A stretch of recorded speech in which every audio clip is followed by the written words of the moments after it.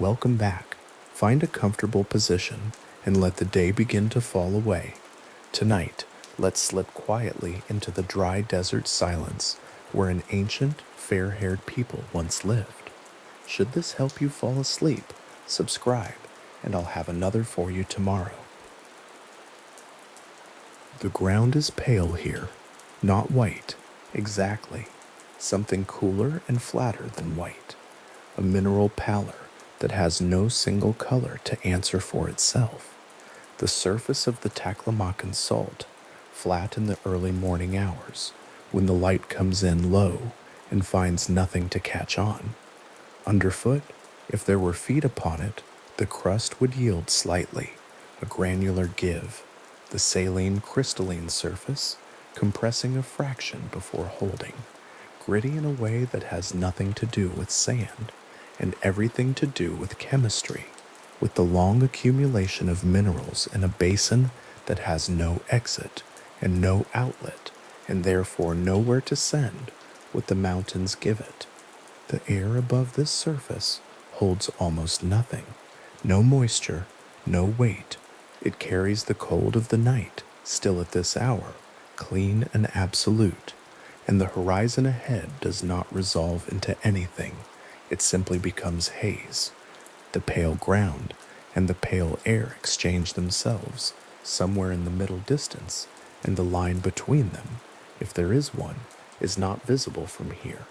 This is the floor of the Tarim Basin, in the far northwest of what is now China, in a region called Xinjiang.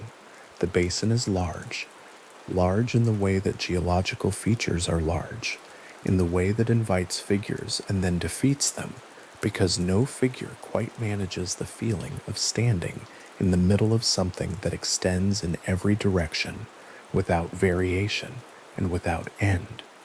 The Taklamakan Desert, which covers the basin floor, measures approximately 337,000 square kilometers. It is bordered to the north by the Tian Shan Range, those mountains rising in long continuous folds of rock and snow that are visible on clear days from the basin floor as something dark along the horizon's edge, a line of shadow at the far north. To the south, the Kunlun Range and the Altantag Mountains form an even higher wall, their peaks carrying permanent ice fields that send meltwater downward in thin seasonal threads toward the basin below. To the west, the Pamir Plateau closes the basin off, a high and ancient upland that has been a boundary of some kind for as long as anyone has moved across this part of the world. Within these walls, the Taklamakan is the largest hot desert in China and the second largest shifting sand desert in the world, a figure that means more when held against what it implies, that somewhere else one larger desert exists, and that the space enclosed by these mountain walls is large enough to earn that rank and still not be first. The salt on the basin floor did not arrive all at once. It accumulated. The Tarim Basin is what geologists call an endophryic system, closed, internally draining, a landscape that receives water from the mountains surrounding it and has no means of releasing that water outward toward a sea. Every stream and river that carries glacial meltwater down from the Tian Shan and the Kunlun moves inward toward the basin's interior and terminates there. The water that falls on the Taklamakan and does not immediately evaporate collects, finds its low point, and stops. Over geological time, this process concentrates. The minerals dissolved in glacial water, calcium, magnesium, sodium, potassium, in whatever proportions the mountain rock supplies, arrive with the water and stay when the water goes. The Lopnor Lake complex at the basin's eastern end has been the terminal point of this accumulation for thousands of years, a shallow branching system of water bodies that on a mid-20th century topographic map shows itself as a branching network of pale shapes, irregular, shrinking, their shorelines retreating inward between successive survey editions as the water table dropped and the evaporation continued. The lake complex by the 20th century was already visibly diminishing. Its salt beds, accumulated over millennia, are another layer of the basin's chemistry, another contribution to the mineral saturation of soil that extends across the basin floor in every direction. Annual precipitation across most of the Taklamakan measures less than 38 millimeters.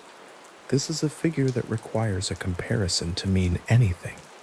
38 millimeters is less than the width of 4 fingers pressed together. It is the depth of water that falls in the course of an entire year across the majority of a desert the size of Germany. In some interior zones of the Taklamakan, the recorded figure is effectively 0. Years pass without measurable rainfall, without any meaningful input of moisture from the sky above. What this produces in the soil beneath is a condition of extraordinary aridity, the salt-saturated sediments of the basin actively working against moisture in whatever form it arrives. The chemistry here is precise and patient. Saline soil draws moisture from buried organic material through osmotic action, the differential concentration between wet tissue and dry salt-saturated earth pulling moisture outward, away from what is buried, leaving behind a progressive desiccation that chemical analysis confirms has been operating across this basin for a very long time. Tissue that in ordinary circumstances would begin to decompose within weeks instead loses its moisture before bacterial colonization can establish itself. The organism of decay requires water. The Taklamakan provides none. Surface temperatures at the basin floor swing between extremes that reinforce the chemistry's work. In summer, the surface of the Taklamakan reaches temperatures exceeding 40 degrees Celsius, a sustained heat that accelerates desiccation during the months when the sun is highest, when moisture is driven most effectively from the soil and from whatever the soil contains. In winter, the same surface drops below minus 20 degrees Celsius, a cold that refreezes whatever moisture may have accumulated in buried material during the transitional seasons, periodically resetting the preservation that the summer heat and the osmotic action of the salt began. This thermal cycling between heat and freezing is not a friendly condition for anything trying to live near the surface. But for something already buried, already desiccated, already sealed in dry mineral sediment several meters below the ground, the thermal cycling adds another layer of protection. Bacteria that might colonize preserved organic tissue during a warming period are checked by the cold. The cold that establishes itself in winter works downward through the sediment, reinforcing what the heat and the salt began. The two extremes cooperate in the dark below the surface, without intention, without knowledge of what they are doing, producing a condition that has maintained organic material in a state of extraordinary preservation for 4,000 years. The Lopnor Lake complex, as it appears on successive topographic surveys, is a record of change drawn in water. On the earliest detailed maps, the branching system extends broadly across the eastern basin floor, its shorelines irregular but wide. On later editions, the water bodies are smaller, their outlines contracted, their depth reduced, the land between them wider and drier. Between those survey editions and the photographs taken from satellites in the latter part of the 20th century, the shrinkage is stark. The salt flats that remain where the water was have their own particular color from above, pale, faintly iridescent in certain light, the mineral residue of everything the mountains sent down over thousands of years, left behind as the water that carried it evaporated and retreated and failed to return. These salt flats mark the former shoreline of a lake that once formed the most habitable edge of the basin interior, the place where water was, where the land was wettest, where grasses grew along the shore, and the mineral-rich soil was supplemented by whatever the lake itself provided. The Lop Nor complex in its fuller form, the form it held through most of the Bronze Age, was the eastern anchor of a corridor of relative habitability that traced the inner edge of the Taklamakan along its major dried river systems. The major sites at which preserved human remains have been recovered from the Tarim Basin cluster along this corridor. They do not distribute randomly across the basin floor. They follow the ghost shorelines of rivers that dried up thousands of years ago. The traces of former lake beds and stream channels that are now visible only in subtle geographic features, a slight depression in the dune surface, a trace of finer sediment where water once moved, a linear arrangement of low ground running through the higher sand. Xiaohe, which translates approximately as Little River Cemetery, sits in the basin interior along the dry bed of an ancient river course. Gamugo, the cemetery that produced some of the earliest formally excavated mummies, lies in the region around Lop Nor. Sagunluk, near the modern settlement of Cherchen in the southern part of the basin, was the site from which the individual now widely referred to as Cherchen Man was recovered. The Lulan complex, distributed across the area surrounding the ancient settlement of Lulan near Lop Nor, produced the individual later called the Lulan Beauty. These sites, and the others distributed between them, form a loose arc across the basin floor, a curve of labeled points on the distribution maps published by the Xinjiang Institute of Archaeology, each point following what was once the inner edge of a world where water was still findable and life along the basin floor was still possible. The arc extends approximately 1,000 kilometers from its westernmost to its easternmost recorded sites. This is a long distance. It implies a population or a succession of populations that occupied the full habitable corridor of the basin during the Bronze Age, not a single concentrated settlement, but a distributed presence across the entire length of the livable zone. The sites are not all contemporary. The deepest burials at Johen date to approximately 4,000 years ago. The Lulan complex material dates from somewhat later. The corridor was inhabited across a span of time, as well as a span of distance. The same dry, mineral-rich, preserving conditions operating for century after century along the same arc of former rivers and lake edges, while the populations above changed, continued, or ended. The desert was consistent throughout.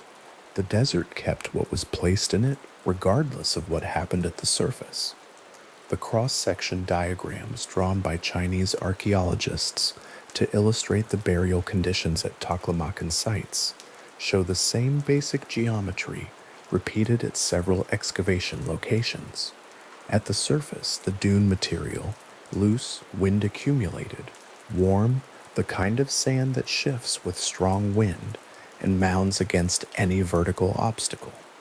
Below it, at depths that vary by site but commonly reach 2 to 3 meters for the earliest and deepest burials, the preserved figure indicated in plan and profile, sealed in by the weight of accumulated material above. Between the surface and the burial, the cross-section shows layers, coarser sand near the surface, finer sediment deeper, the mineral content increasing with depth as the chemistry of the Endorheic Basin concentrates downward and inward. At that depth, the daily temperature swings of the surface are absorbed and damped by the insulating mass of material above. The ground at 3 meters stays cold longer in summer, stays warmer longer in winter, the extremes reduced, the thermal environment more stable, the conditions for preservation more consistent than the surface would suggest. The figure at the bottom of the cross-section diagram, indicated in the technical language of archaeological illustration as a shape within a coffin within a shaft, has rested at that depth through thousands of years of surface events, through storms, through the migration of dunes, through the slow retreat of the rivers whose ancient courses are now dry above it, through the arrival and departure of everyone who came after. The Tarim River, visible from satellite as a thin meandering thread moving across an otherwise entirely arid landscape, carries glacial meltwater from the southern Tian Shan Range inward toward the basin interior. Seen from above, it traces a course that is irregular and slow, widening at bends, narrowing where the channel tightens, losing itself gradually as it moves deeper into the desert, and the water it carries evaporates or disperses into the sediment before reaching any terminus. In dry years, the river fails to complete its course. In wetter years, it extends further before disappearing. The river is not the river it was 4,000 years ago. Its course has shifted. Its volume has changed. The lake systems it fed have contracted. What remains is a trace of the hydrological system that once made the inner edge of the Taklamakan habitable, thin, seasonal, diminished, but still moving, still carrying the mineral-laden water that the Unwind Basin receives and does not release. Along its banks, and along the banks of the ancient rivers that no longer flow, the basin floor holds materials that were deposited there during the period of occupation.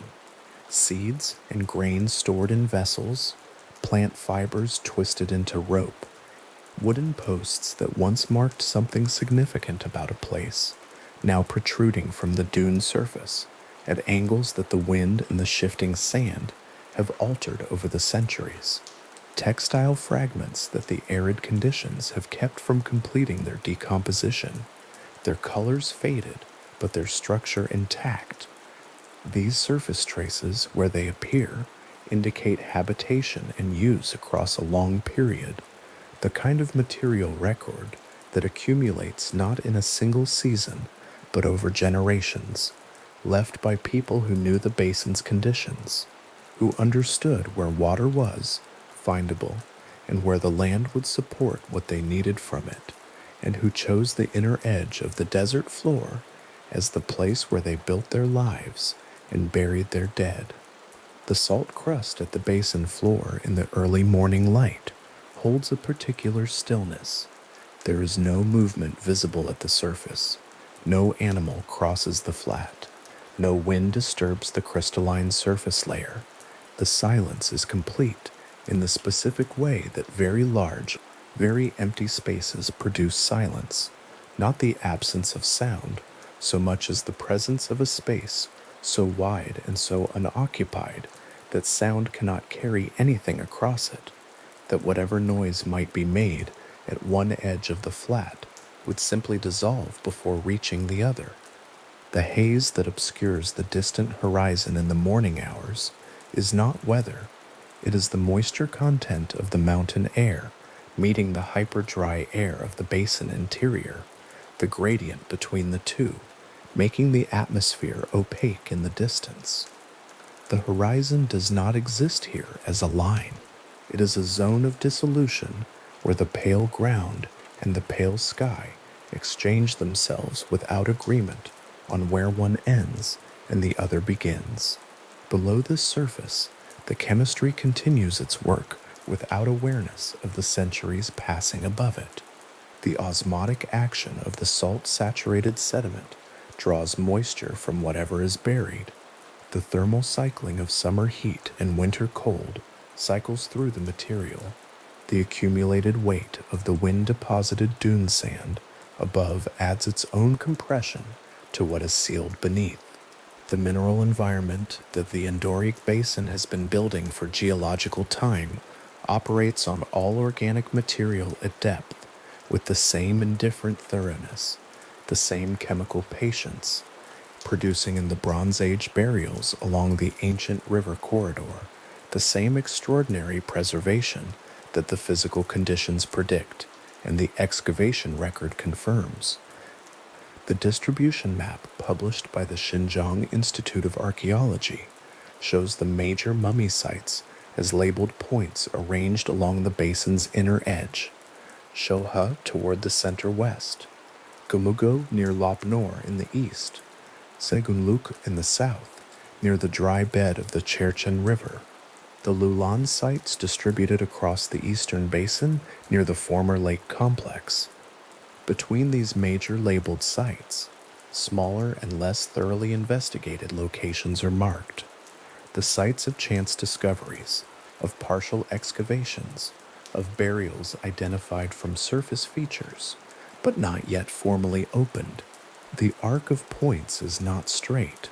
It curves with the ancient shoreline it follows, bending where the rivers bent, widening where the habitable corridor widened around a former lake or a more reliable water source, narrowing where the desert pressed in and the livable zone reduced to a thin strip along a single ancient stream. Each labeled point on that map is a cemetery. The word cemetery implies enclosure, marker, visibility, implies that a living community recognized the place as set apart for its dead and maintained that recognition over time. The Tarim Basin cemeteries are visible now because excavation has exposed them. Before excavation, most were not visible at the surface at all. The dune sand that preserves what is below also conceals it. A grave sealed under 3 meters of accumulated wind deposit looks, from the surface, like any other part of the desert floor.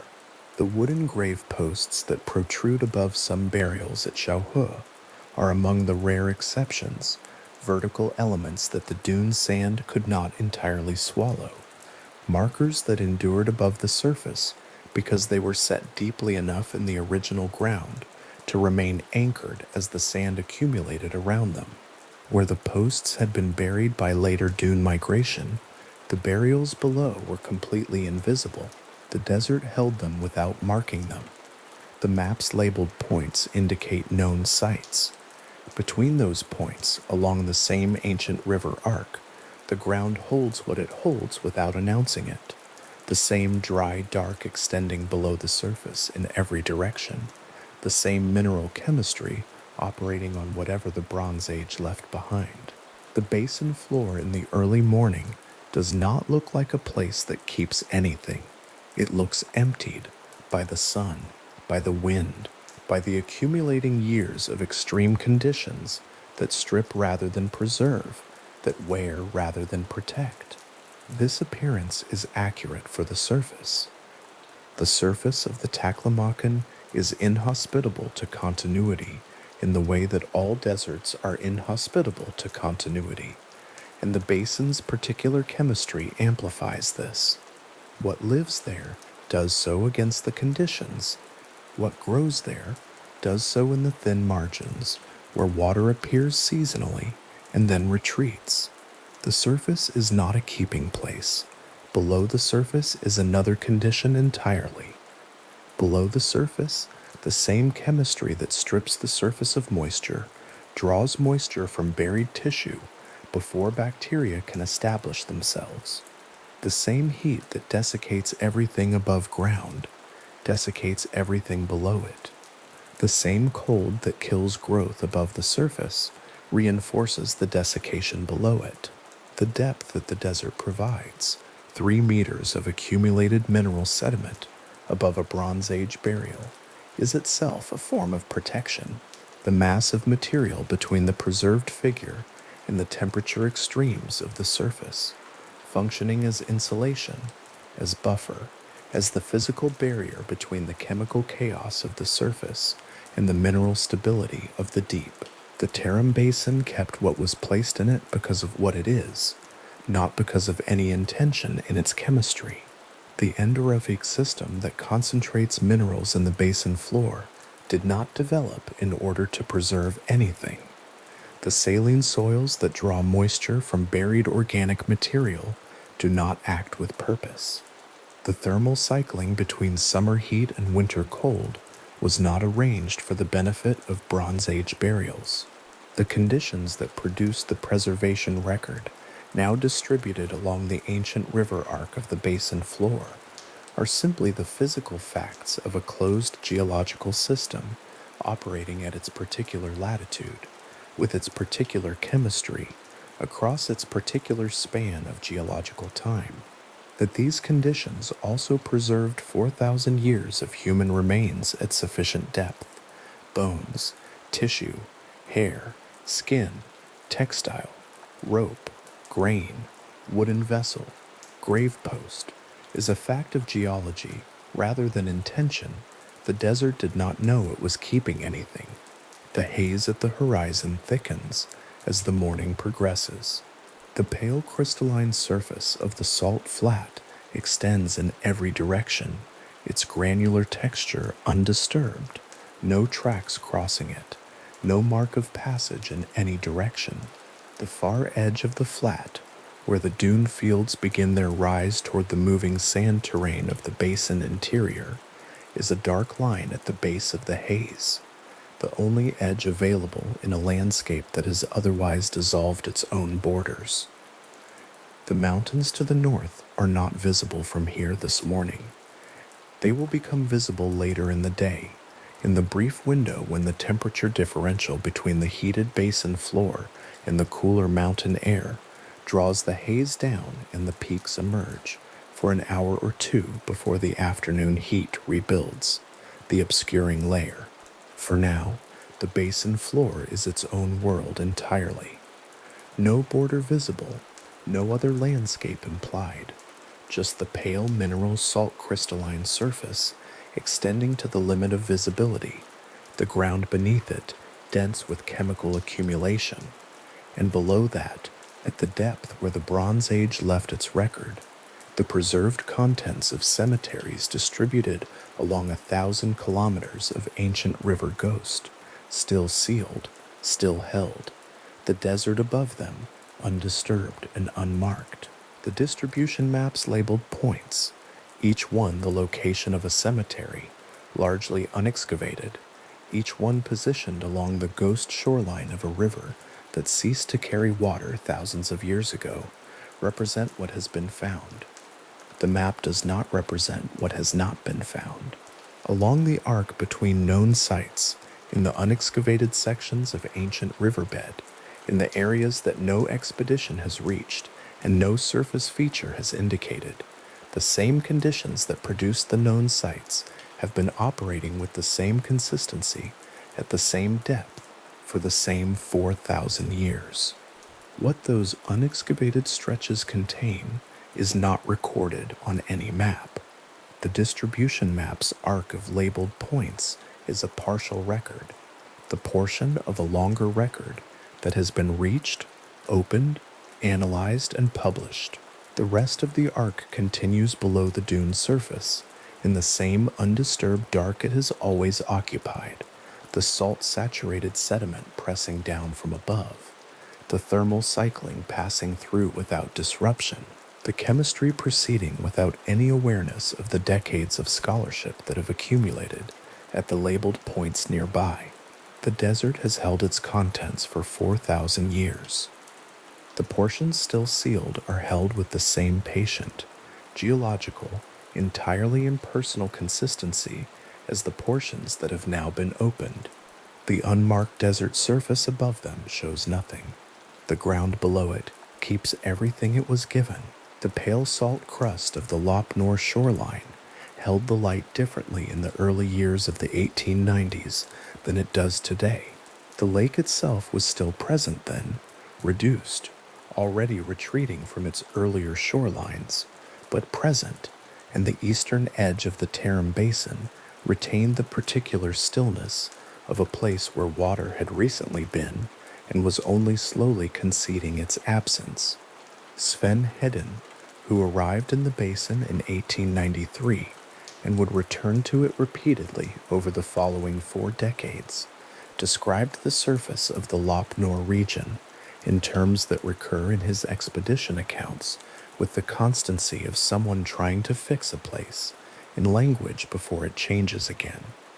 The ground was pale, the air was dry, the silence was complete in a way that indoor silence never is, being not the absence of sound, but the presence of space too large to produce an echo.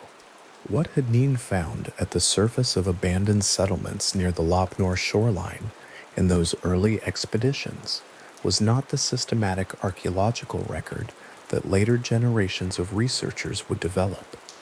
It was something more accidental, the visible remnants of a buried world that the desert's slow recession had left exposed.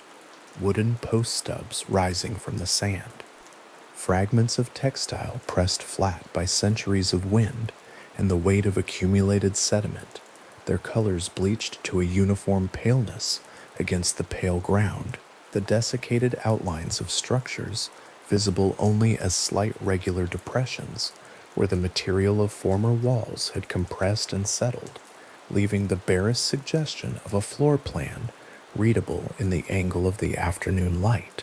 Hadneen documented what he found at the surface with the systematic attention of a trained geographer, but he was not an archaeologist in the sense that later expeditions would require. He did not dig, and he did not yet understand that what was visible at the surface was the uppermost fraction of a preservation that extended meters downward through the saline sediment beneath. The wooden post stubs he observed protruding from the sand at various Lopnor sites were, the later record would establish, the grave markers of cemeteries whose main contents lay well below the surface. The textile fragments were fragments of burial wrappings, disturbed by wind erosion and carried a short distance from the graves that had once contained them. The structural depressions were the collapsed remains of dwellings whose inhabitants had been buried in the ground nearby. Hadneen's expeditions passed repeatedly over and around sites that would eventually yield some of the most extensively documented human remains from the ancient world. The ground held what it held with complete indifference to whether anyone then living understood what was beneath it. The British-Hungarian archaeologist Mark R. L. Stein arrived in the Tarim Basin on his first Central Asian expedition in 1900, and what distinguished his approach from Hayden's was the systematic intention to excavate, to follow the surface remnants downward into the sediment, and recover the material record the desert had preserved. Stein conducted 3 major Central Asian expeditions between 1900 and 1916, moving through the oasis settlements and ruins of the southern and eastern Tarim Basin with the deliberate thoroughness of a researcher who understood that the surface evidence he was examining was continuous with what lay beneath it. At Loose Land near the Lopnor complex and at Nia, further west along the ancient southern route, Stein's teams recovered mummified human remains alongside an extensive material record, textiles, manuscripts written on wood and paper, everyday objects whose preservation matched that of the human bodies they accompanied. The manuscripts Stein recovered at Dunhuang and at Nia eventually found their way to institutions in London, and the mummified remains and other organic material from the Tarim Basin excavations were documented for the collections and archive of the British Museum. These removals, conducted under the colonial-era framework that governed European access to Central Asian archaeological sites in the early 20th century, generated repatriation discussions that persisted into the 21st century. Questions about the appropriate location of material recovered under those particular historical conditions, from a region whose political status had changed entirely in the intervening decades. Stein's field notebooks, archived in London, record the excavations in the precise and unhurried script of someone working by lamplight in a desert camp, taking notes slowly enough to get the details right. The numbered sketches of burial sites in their margins are careful. The orientation of the body, the position of accompanying objects, the approximate depth below the surface, the kind of documentation produced by a researcher who understood that the record he was making might be the only one. The Nia site, which Stein excavated across multiple expedition seasons, yielded organic material of a quality that was difficult to reconcile with the age the documents and coins in the same deposit suggested. Wood remained wood, textiles remained textiles. The desiccated remains of organic foodstuffs, grain, dried fruit, retained their form in the sealed chambers of mud brick structures that had been abandoned and then buried by drifting sand sometime in the 3rd or 4th century of the Common Era. The human remains Stein recovered from burial sites associated with these settlements were similarly well preserved, their tissue held intact by the same mechanisms that preserved the grain in the storage jars beside them: the hyper-arid air, the saline sediment, the thermal cycling of the desert climate working together across centuries of burial to produce an outcome that looked, to the excavating eye, like something very close to sleep. What Stein's expeditions did not fully resolve was the deeper chronological question: how far back the occupation of the Tarim Basin extended, and what the character of the earliest phases of that occupation had been. The sites he excavated most intensively were from the later period, the 1st through 4th centuries of the Common Era, when the oasis settlements along the Silk Road routes were active nodes in a transcontinental exchange of goods and ideas. The earlier Bronze Age occupation of the basin, the period that would eventually produce the most discussed human remains in the assemblage, lay deeper, both chronologically and literally, beneath the same desert surface, but under more accumulated sand and more thousands of years of mineral deposition. It was a Swedish archaeologist working 2 decades after Stein's 3rd expedition who first encountered that earlier layer. Folke Bergman joined the Sino-Swedish scientific expedition to northwestern China in 1927 and remained in the field in various capacities through the 1930s. In 1934, following directions provided by a local Uyghur hunter named Erdem, Bergman reached a site in the sandy interior of the Tarim Basin that Erdem had located earlier and whose character Bergman recognized immediately as significant. The site consisted of a dune surface from which wooden posts rose in irregular rows, oar-shaped markers in broader, flatter forms, their shapes deliberate and their arrangement clearly not natural. The ground between them was strewn with fragments of textile and the occasional outline of a collapsed burial structure. Bergman excavated portions of the site over several days, recovering mummified human remains and organic grave goods in a state of preservation that was remarkable even to someone who had spent years working in the arid conditions of the Tarim Basin. He named the site Little River Cemetery, Zhaohe in Chinese, a translation of what the local name suggested, and documented it in his 1939 expedition report, with the care of a researcher who understood that he had found something that the scholarly record did not yet have a framework to fully interpret. The photographs reproduced in that report, small and slightly blurred in the printing of the time, show the wooden posts rising from the sand in rows, casting shadows in the desert light, extending to the edge of the photographic frame and beyond. Bergman noted the distinctive physical characteristics of the remains he excavated: hair coloration ranging from brown to reddish, facial structure that did not correspond to what he would have expected at a site this far east in Central Asia, the quality and complexity of the textiles. His report established the site in the scholarly record. Then Zhaohe was lost. The precise location of Little River Cemetery, which Bergman had reached by following a route that Erdem knew, but that was not easily transcribed into coordinates that outside researchers could use, was not recoverable from the published account alone.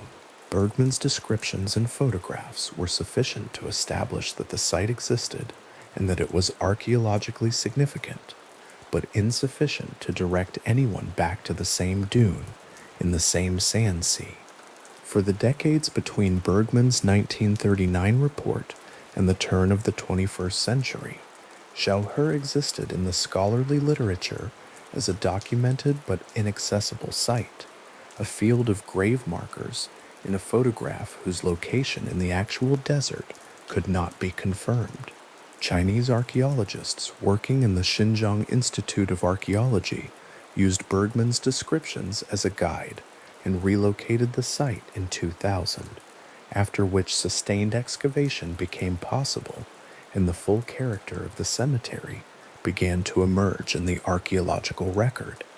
The period between Bergman's 1934 visit and the site's relocation in 2000 was not a period of scholarly inactivity, but it was a period during which the politics of access to the Tarim Basin's archaeological record became increasingly complex. The Xinjiang Uyghur Autonomous Region, where the major mummy sites are located, is the westernmost administrative region of the People's Republic of China, and its political significance as a territory whose historical relationship to Han Chinese civilization has been a subject of official as well as academic interest, meant that archaeological findings from the region carried weight beyond the purely scholarly. The mummy, whose physical characteristics were visibly inconsistent with any Chinese origin, attracted attention from researchers in the West, who saw in them potential evidence for early Indo-European migration into Central Asia, and from Chinese authorities who were attentive to how that evidence would be interpreted and what political uses it might be put to in discussions of Uyghur separatist politics and the deep history of the region. The Xinjiang Institute of Archaeology had been conducting excavations at Gumugo, the site at which the most celebrated individual in the Tarim assemblage, the mummy known as the Lulan Beauty, was recovered in 1980 since the late 1970s, and its paper excavation records from that decade were held in metal filing drawers that outside researchers did not have access to for years. The physical archive of a decade of field seasons existed in a government research institute, whose doors were not open to foreign scholars requesting access to the biological material or the primary excavation documentation. This was not unusual within the context of archaeological practice more broadly. Many national archives of excavated material restrict foreign access for reasons that have nothing to do with concealment. But in the specific political environment of the 1980s and 1990s, and given the particular interest that Western researchers had in the Tarim mummies, the restriction carried a charge that pure archival precedent alone does not fully account for. Victor Mayer, a professor at the University of Pennsylvania, specializing in Central Asian languages and history, encountered the Tarim mummies through photographs in a Xinjiang museum in 1987 and spent the following years working to bring sustained scholarly attention to bear on the question of their origins. He organized a 1993 conference on the mummies that drew researchers from multiple disciplines and facilitated early genetic sampling, preliminary work that produced haplogroup data from mitochondrial DNA and Y chromosome analysis, enough to suggest that the Tarim population had genetic affinities with populations from further west, though not enough to settle the origin question with any precision. Mayer's efforts to generate wider scholarly engagement with the mummies were genuine and persistent, and his own writing on the subject, including work aimed at general audiences, brought the Lulan Beauty and Churchen Mayen to the attention of readers who had never previously encountered the Tarim Basin in any context. The preliminary haplogroup data from those early 1990s analyses was enough to attract sustained attention, but not enough to resolve the central question. The R1b Y chromosome haplogroup markers, tentatively identified in some samples, pointed toward connections with Bronze Age steppe and potentially Indo-European populations, and this finding circulated in the popular press in a form that often collapsed the distinction between a preliminary haplogroup result and a settled genealogical conclusion. The scholarly record was more careful, but the careful version was harder to communicate in the space of a news article. And the popular version, which tended to describe the Tarim mummies simply as European or Celtic or Proto-Indo-European, was vivid and concrete in a way that the hedged language of preliminary genetic analysis is not. Requests from foreign researchers for access to broader tissue sampling from the Tarim mummies were delayed for years as the political sensitivity of the finds increased. The relationship between the ancient archaeology of the Tarim Basin and the contemporary politics of the Xinjiang region was close enough that questions about what the mummy's origins would reveal were not purely academic questions. If the earliest occupants of the basin were genetically distant from any Chinese population, what did that imply about the deep history of the region? If they were connected to Bronze Age European or steppe populations, what did that imply about the cultural and ethnic claims that different contemporary groups made about Xinjiang's ancient past? The archaeological record was generating questions that had political valences that the researchers asking those questions were not always careful to separate from the scientific ones. Chinese scholars working within Chinese institutions were conducting their own research on the mummies throughout this period, and their findings, published primarily in Chinese language journals and conference proceedings, were not always fully integrated into the Western scholarly literature on the subject. Han Kangxin's craniometric analysis from the 1990s, which compared skull measurements from Tarim Basin individuals against comparative populations from across Eurasia, was a substantial piece of physical anthropological work. It was published in China, cited by researchers who had access to it, and not translated in full into Western scholarly venues, a pattern that was common in the period and that meant the English language literature on the Tarim mummies was working from an incomplete record of the Chinese language scholarship, not because the scholarship was hidden, but because the infrastructure for its circulation across language barriers was incomplete. The field season photographs from the 2003 to 2005 excavations at Chaohe, which the Xinjiang Institute of Archaeology conducted after relocating the site, document a cemetery of extraordinary density and complexity. The excavators worked down through multiple burial layers, each representing a distinct phase of interment, with the deepest and oldest burials dating to approximately 2000 BCE. The wooden posts visible in Bergman's 1934 photographs were only the uppermost markers. Below them, the sand held row upon row of sealed boat-shaped wooden coffins, each containing a wrapped and preserved body, the whole assembly representing a mortuary practice of remarkable consistency, sustained across what the radiocarbon dates suggest was a span of several centuries. The field photographs from those seasons show the posts casting shadows across excavated ground, the coffins emerging from the sand as the excavators worked carefully around them, the scale of the site becoming apparent only as the layers were peeled back. Access to biological material from Shaohe for ancient DNA analysis remained restricted through the late 2000s and into the 2010s, even as the technology for whole genome ancient DNA sequencing advanced rapidly, and the question of the Tarim mummy's origins became answerable in principle by methods that had not existed when Mayer organized his 1993 conference.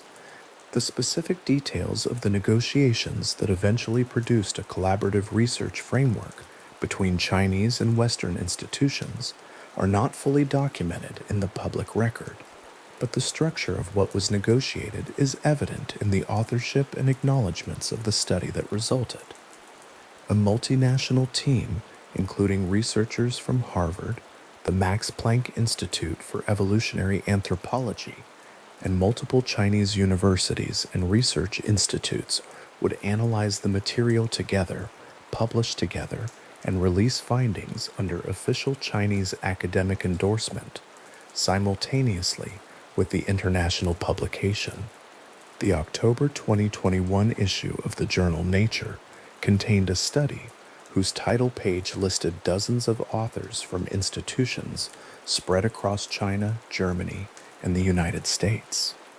The red masthead of the journal at the top of the first page, the full author list running in small type below the title, the abstract in its standardized box.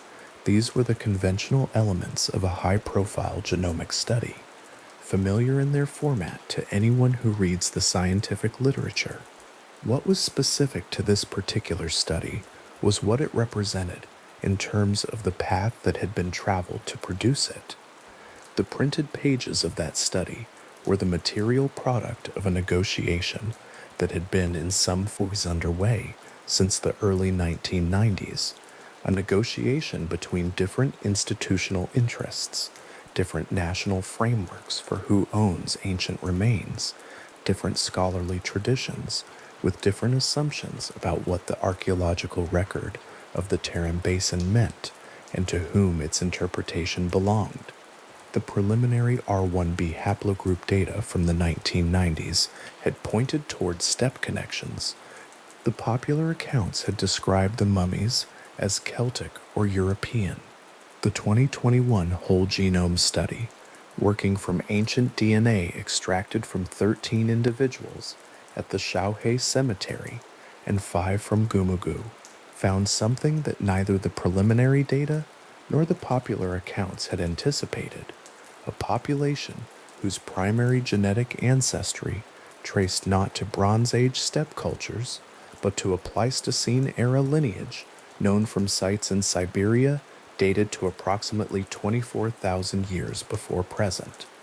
The ancient North Eurasian genetic cluster, known from the Malta-Buret culture of Lake Baikal, was present in the Tarim individuals at a proportion the study authors described as remarkable, not a component among several, but the dominant ancestry signal, consistent across all 18 sampled individuals, showing none of the admixture with neighboring populations that might have been expected if the Tarim people had arrived in the basin from anywhere in the Bronze Age world as it was then constituted. The strontium isotope data from dental enamel added another layer to this picture. The chemical signature of local water sources is preserved in the enamel of teeth formed during childhood, and the isotope ratios measured in the Tarim individuals matched the signatures of Tarim Basin water rather than the signatures of any distant region. These were people who had grown up in the basin, not migrants who had arrived as adults from elsewhere. The genetic evidence and the isotopic evidence pointed in the same direction, toward a population that had been resident in the Tarim Basin for an extended period, possibly for thousands of years, maintaining genetic continuity across multiple generations, with a degree of isolation from neighboring populations that the study authors found unusual within the typically mobile context of Bronze Age pastoralism. The 2021 study, when it appeared, quietly displaced the earlier popular narrative of the Tarim mummies as lost Europeans or early Indo-European speakers migrating eastward from the steppe. It did not replace that narrative with a simpler one. The ancient, isolated population the study described descended from a Pleistocene lineage, resident in the basin for an extended period, genetically distinct from the Bimak to the west and the Yamnaya cultures to the north, and the Yellow River populations to the east, raised questions that the genomic data alone could not answer. What language did they speak? What was their relationship to the Tocharian speakers who appear in the written record of the first millennium of the Common Era, an Indo-European language documented in manuscripts from the Tarim Basin, whose speakers carry steppe ancestry The Bronze Age mummies do not. The study was clear about what it had established and clear about what it had not, and the honesty of that distinction is evident in the careful language of the published text. The printed pages of the nature study, resting on a research desk in the months after its publication, carried a particular kind of weight that is not the weight of the material itself. The paper is ordinary, the typesetting standard, the genomic bar charts rendered in the flat colors of a scientific figure. The weight is in what the document represents, the closing of a very long distance between a dune field in the Tarim Basin, where Bergman photographed wooden posts rising from the sand in 1934, and where Chinese archaeologists worked carefully through burial layers in 2003, and a printout in a university library in 2021, where anyone with access to the journal could read what the bones of those buried figures contained in their molecular structure. The negotiation that produced the collaborative framework is not fully visible in the published text. The author list, running to dozens of names from institutions on 3 continents, is its most legible trace, the quiet material evidence of a process that took 30 years, from the moment Victor Mayer saw photographs in a Xinjiang museum to the moment the findings appeared simultaneously under Chinese and Western academic endorsement. What the study settled, it settled with precision. What it left open, it left genuinely open, not as a rhetorical gesture toward mystery, but as an honest accounting of the limits of what genomic data can establish. The question of language, the question of cultural continuity across the long interval between the Bronze Age occupation of the basin and the appearance of Tocharian manuscripts in the first millennium, the question of what the ancient isolated Tarim population called themselves and what they understood their world to be, these remain in the space that the genomic record cannot reach. The bones carry the molecular ancestry forward 4,000 years without translating it into sound. The printed pages of the 2021 Nature Study rest on a desk in the still air of a library, or an office, or a home where someone has printed the paper to read it carefully. The author list spans institutions on 3 continents.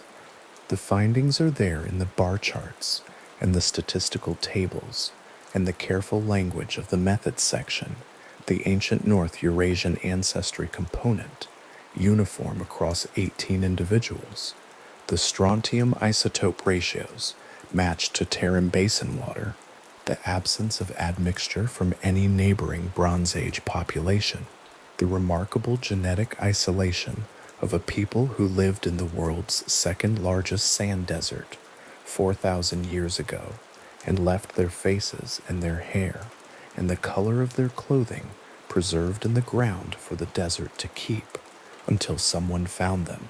The study is its own kind of conclusion, specific, accurate, and honest about the boundary between what it established and what it left for the next question to reach. It rests there on the desk, its conclusions still settling into the scholarly record. The 30 years of negotiation that produced it, invisible in the text, but present in the shape of the author list, in the simultaneous publication across institutional lines, in the fact that the paper exists at all.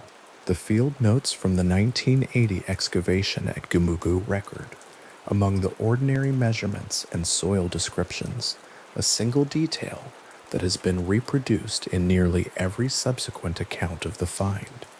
The bone pin was still in place.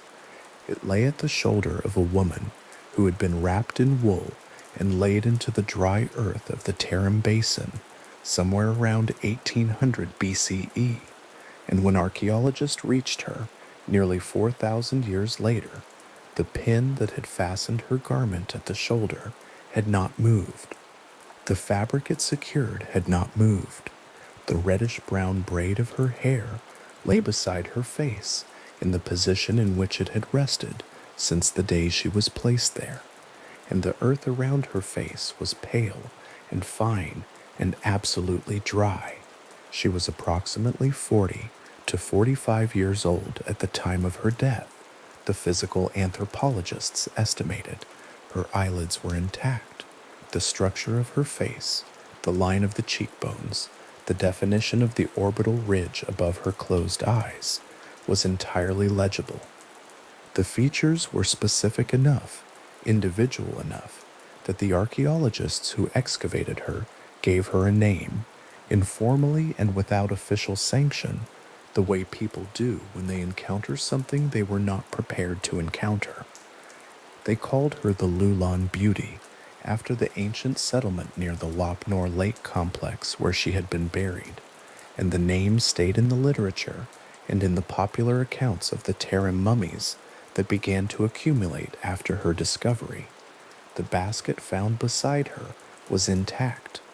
The grain placed in it was still there. A comb, a feather, the wool wrapped carefully around her body, all of it present, arranged, the product of deliberate attention paid by people who knew exactly what they were doing and why. The bone pin held the edge of the woolen wrap precisely where whoever had dressed her had placed it. This is the fact that the 1980 field notes return to in their careful, functional way. The precision of the preservation, the specific objects still occupying their specific positions after the accumulation of all those centuries of dry dark. The Gumugu Cemetery, where the Lulan Beauty was found, is one of the older burial sites in the Tarim Basin, its interments dated by radiocarbon analysis to the early 2nd millennium BCE.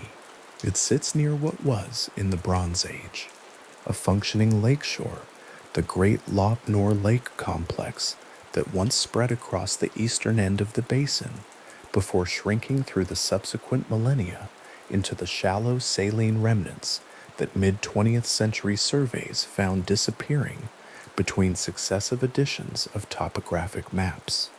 The people buried at Gumugu had access to water.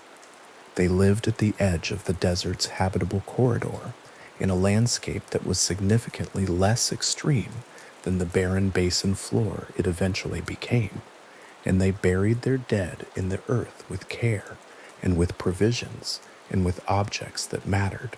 The Lulan Beauty was not the only individual at Gumugu whose physical appearance was preserved in detail. She was simply the one whose preservation was most complete, most immediately legible as a face, most readily received by the researchers and later the public as a recognizable human presence. The hair color documented at her excavation, reddish-brown, the braid still holding its twist after nearly 4,000 years, was consistent across multiple individuals at multiple sites distributed across the basin's arc of ancient habitable shoreline. Hair color is, in preserved human remains, a detail the desert handles with particular fidelity. The Taklamakan's hyper-arid conditions, the salt-saturated sediments, the almost total absence of rainfall, the desiccating action of extreme heat alternating with the preserving cold of winter, prevent the bacterial decomposition that would otherwise reduce organic material to its chemical components within weeks. Keratin, the structural protein of hair, is among the most durable of biological materials under these conditions. It survives. It survives in color and in structure, holding the twist of a braid, the curl of a beard, the specific shade that a particular person's hair carried in life. Across the major Tarim mummy sites, Shauhe, Gumugu, Zagunluk near modern Cherchin, the Lulan complex near Lopnor, hair color ranging from light brown and auburn to distinctly reddish has been documented across dozens of individuals. Researchers examining the assemblage noted at an early stage that this was not individual variation in the way a population with diverse hair colors might produce occasional lighter examples.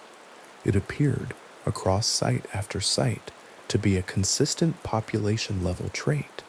Some researchers also raise the further consideration that desert oxidation, the long exposure to UV-saturated conditions that affect buried organic material, even through meters of sand, can shift surviving hair color toward the warmer end of the spectrum, meaning that some of the reddish and auburn tones visible in excavated individuals may represent a preserved medium brown hair that was in life somewhat lighter still.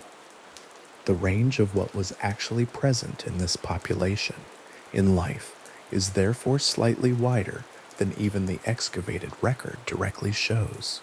The woman from Gumugu with the bone pins still at her shoulder, the braid lying beside her face in the pale dry earth, she is one data point in this pattern, though she remains because of how completely she was preserved and how early she was found, the most often discussed and most clearly described.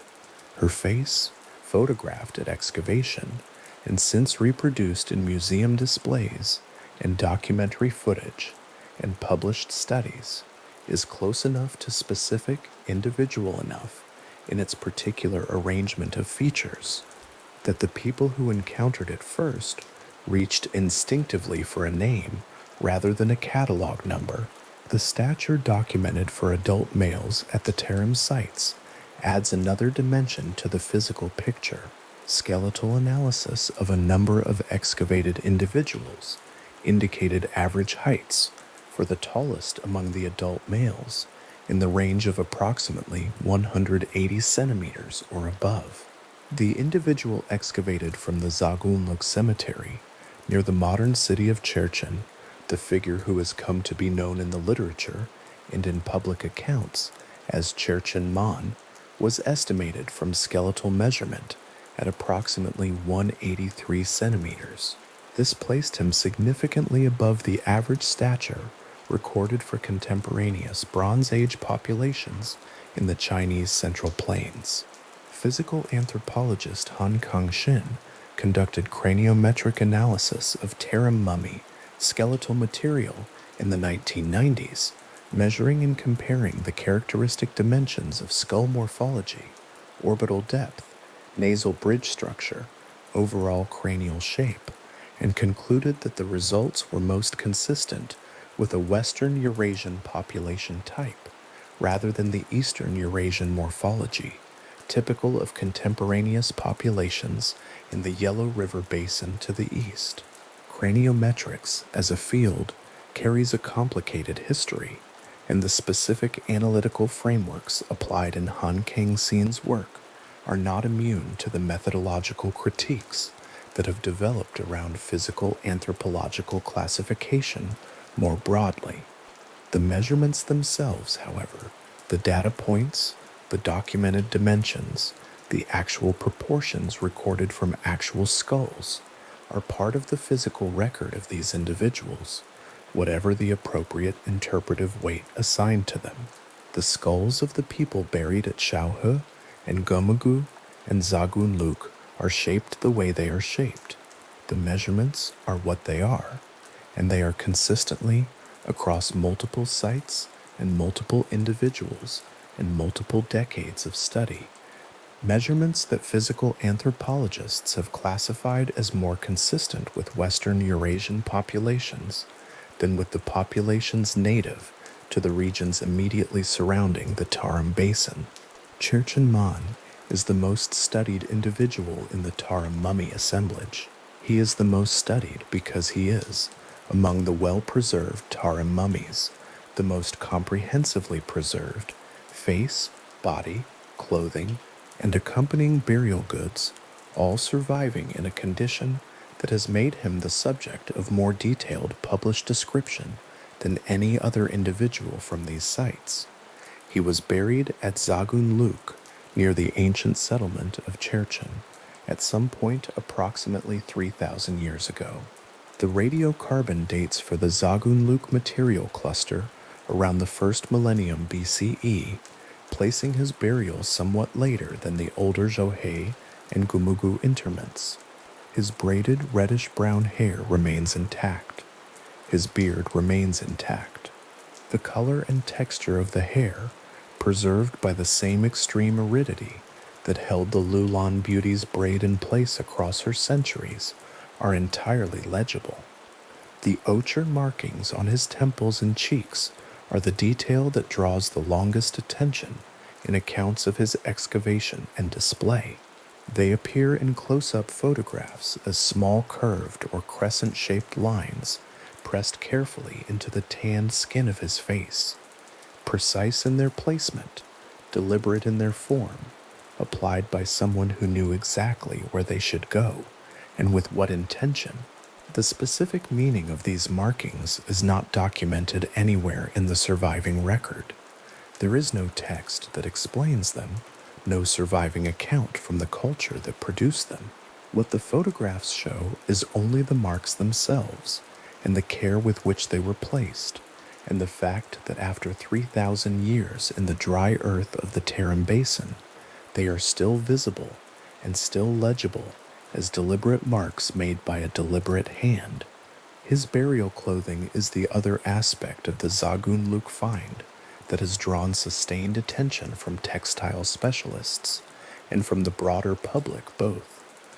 The crimson tunic in which he was buried has a color that is, in the photographs taken at the time of excavation and reproduced in museum display, immediately striking, not faded to a pale archaeological approximation of what it once was, but vivid, red, gried, the specific, particular red of a garment dyed and woven by people who knew what shade they wanted and knew how to produce it.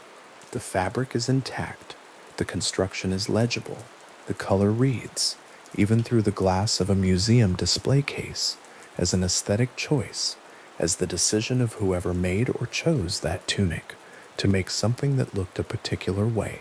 The checked leggings found in his burial are separately significant and have been discussed at some length by textile historians for reasons that extend beyond their preservation. They are woven in a pattern of intersecting colored stripes, red, blue, and white arranged in a check through the deliberate alternation of differently colored warp and weft threads that textile specialists, including Elizabeth Wayland Barber, identified as structurally identical to the construction technique later used in Celtic and Scottish tartan traditions. Barber's argument, developed in her study of the Tarim textiles, was that this patterning tradition represented a Bronze Age Eurasian steppe weaving technique with a common ancestry connecting the Tarim Basin finds to the later plaid traditions of far western Europe. The two traditions of far western Europe, the two traditions separated by thousands of kilometers, but sharing a technical DNA that the textile record preserves across both ends of the continent. The leggings are flat in their display case at the Xinjiang Museum in Urumqi. The colors, the red, the white, the blue, are still distinct enough to read the pattern. A viewer can follow the stripe system from one side of the fabric to the other, trace the regularity of the check, see the care with which the color alternations were planned and executed. The faces of the Jalha mummies deserve separate attention because the Jalha cemetery is among the oldest in the basin. Its burials dated to approximately 2000 BCE, and the morphological characteristics documented there establish that the physical traits appearing across the Tarim mummy assemblage were present from the earliest phase of occupation. Physical anthropologists examining the Xiaohe remains documented the same deep-set orbital structure, the same high-defined cheekbones, the same relatively prominent and narrow nasal bridge profile that appears in later sites at Gomugu and Zagun Luke. These features were not something that appeared in the Tarim Basin population over time, developing through generations of life in a particular environment. They were there from the beginning, from the earliest dated burials, the earliest individuals placed in the dry earth of the basin's ancient shorelines. Xiaohe was located by Swedish archaeologist Folke Bergman in 1934 and lost to scholarship for decades before Chinese archaeologists relocated it in 2000 using Bergman's original descriptions. The 2003 to 2005 excavation campaigns recovered well-preserved bodies from multiple burial layers, the deepest and oldest sealed beneath 3 meters of accumulated sand. The individuals from the lowest, oldest levels of the Shaohe Cemetery, those buried earliest in the site's long occupational history, were as morphologically consistent with the broader Tarim mummy pattern as the individuals from later sites. The type was established. It did not develop or drift into its distinctive characteristics over the subsequent centuries of Tarim Basin occupation. Photographing a mummy face is for any researcher or documentary maker a moment that requires a decision about distance.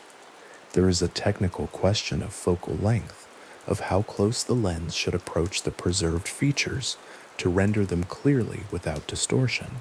There is also a subtler question, or perhaps not a question, but simply a fact that imposes itself about what it means to look directly at the face of someone who lived 4,000 years ago, and whose face is still there to look at. The Tarim Basin mummies are not degraded or partial or schematic. They are specific.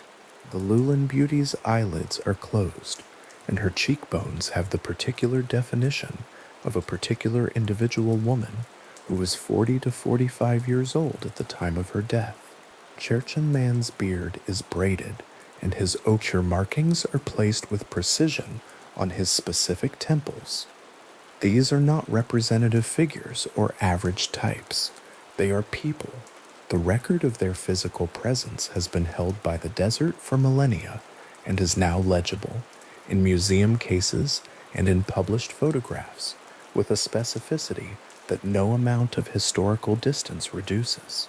The archaeological photographs from the excavation seasons at Shaohe, taken during the 2003 to 2005 campaigns, show the mummies in the condition in which they were found, in their boat-shaped wooden coffins, wrapped in wool and cowhide, the wooden grave posts visible above them, where the dune surface was peeled back by excavation.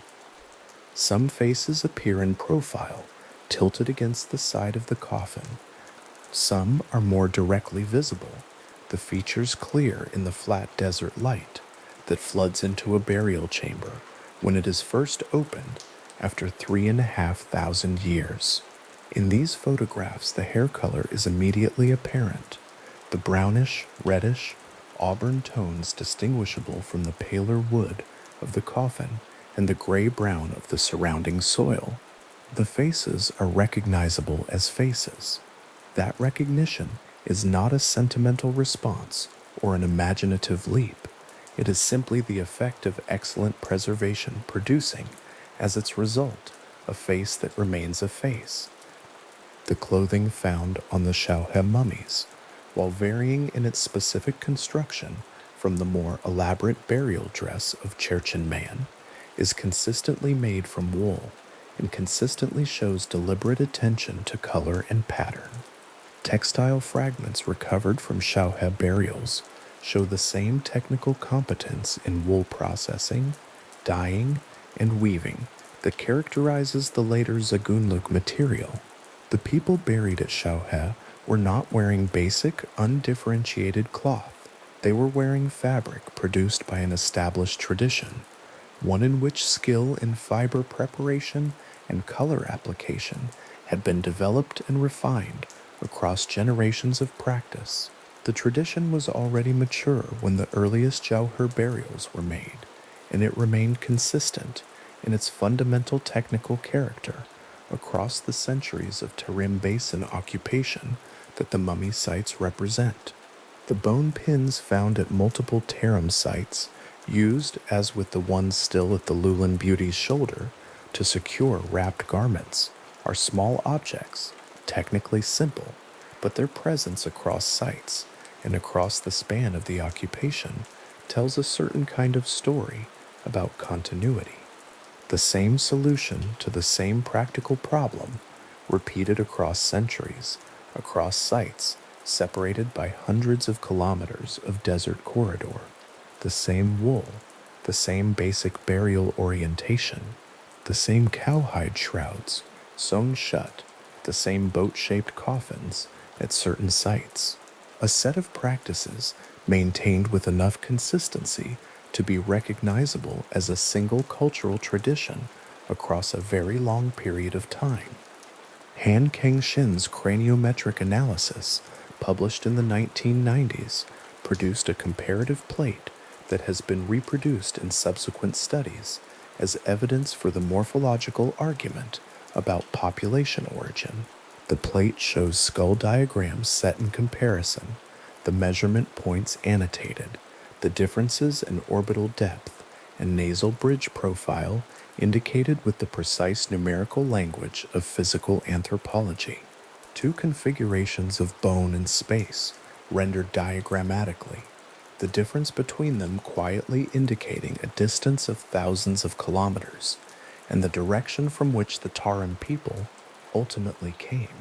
The language of the plate is dry and technical, the kind of language that physical anthropologists write when they are carefully describing bone dimensions and not wishing to overstate what those dimensions prove.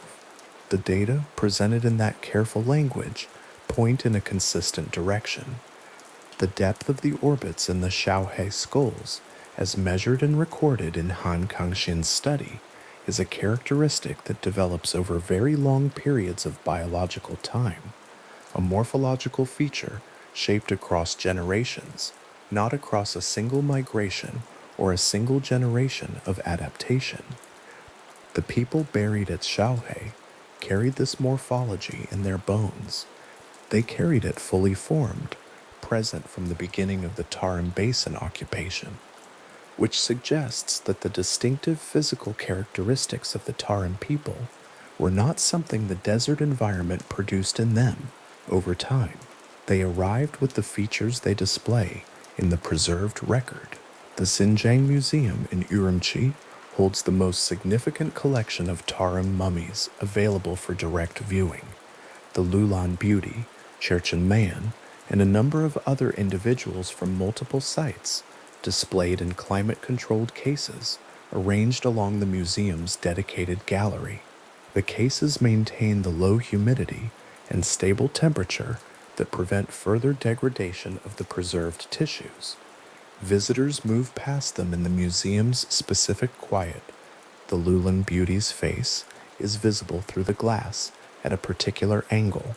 The eyelids, the cheekbones, the reddish braid arranged beside the profile of her face.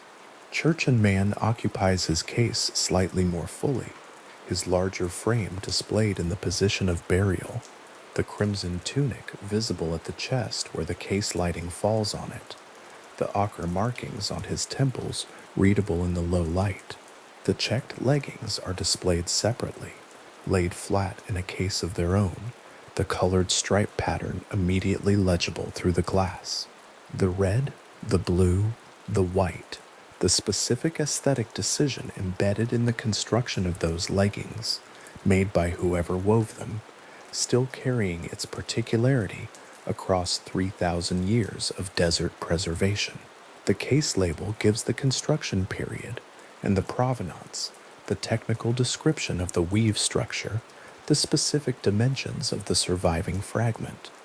The pattern can be read from the case label's description alone if a visitor does not look through the glass.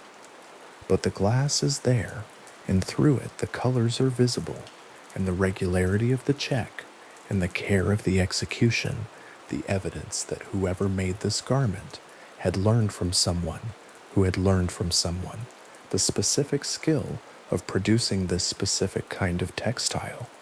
The feather found in the basket beside the Lulan Beauty at her excavation is a detail the field notes include, without elaboration. It was there, among the grain and the comb and the bone pin and the woolen wrap, placed deliberately, the kind of detail that is too specific and too particular to be accidental, and too far outside the range of functional objects to be purely practical. It was included because it was meant to be included. What it meant to the people who placed it there, the specific significance it carried in whatever system of understanding governed their practice of preparing the dead. The field notes do not record. There is no surviving record.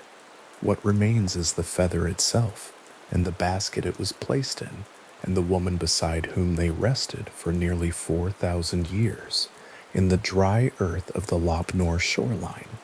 The grain in the basket was a practical provision, food for the journey, in whatever cosmological framework the Tarim people understood the journey of the dead to involve, or simply food, offered the way food is offered, across so many cultures and so many centuries of human mortuary practice, as an expression of something that does not require a specific theological frame to be understood. You place food beside someone when you want them to have what they need. You wrap them carefully.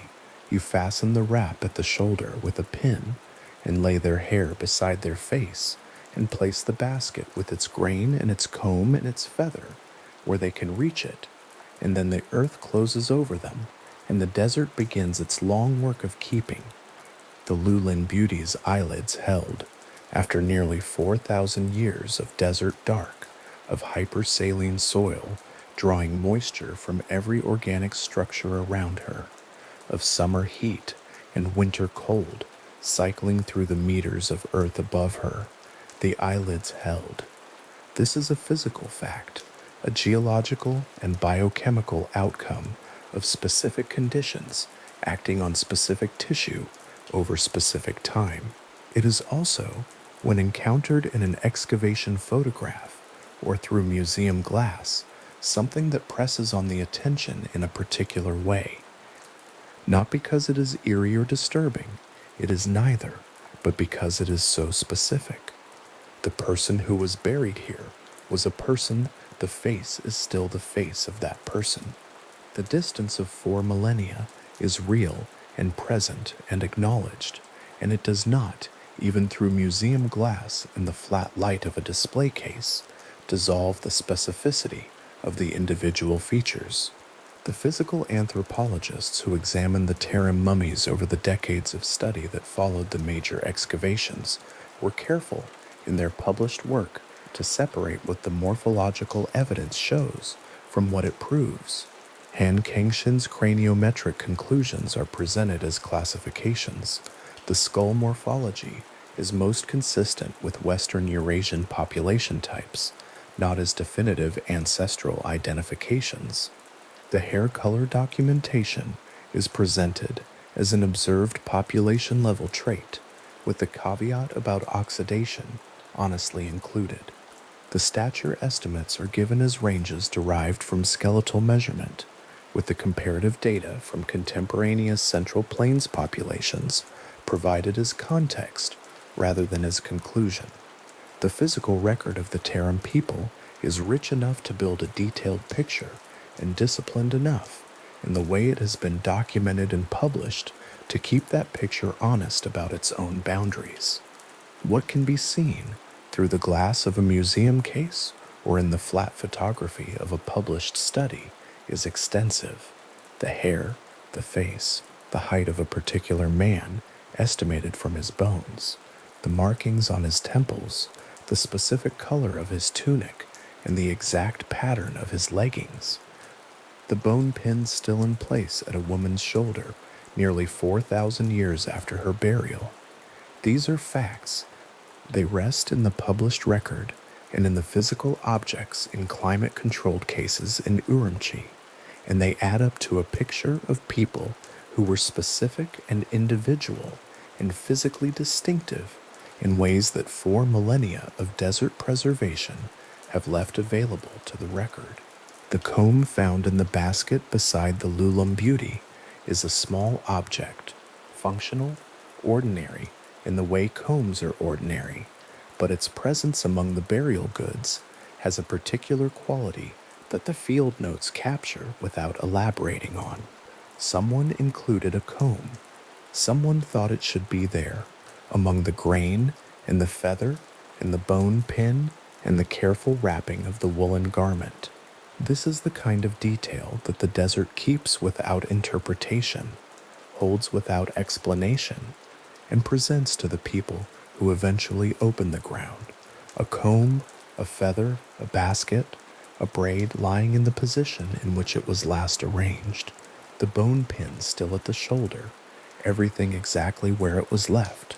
The documentation of the Tarim mummies as a physical population, bodies, faces, hair, stature, clothing, grave goods, accumulated across decades of excavation and analysis, and produced in aggregate a portrait of genuine specificity and genuine complexity.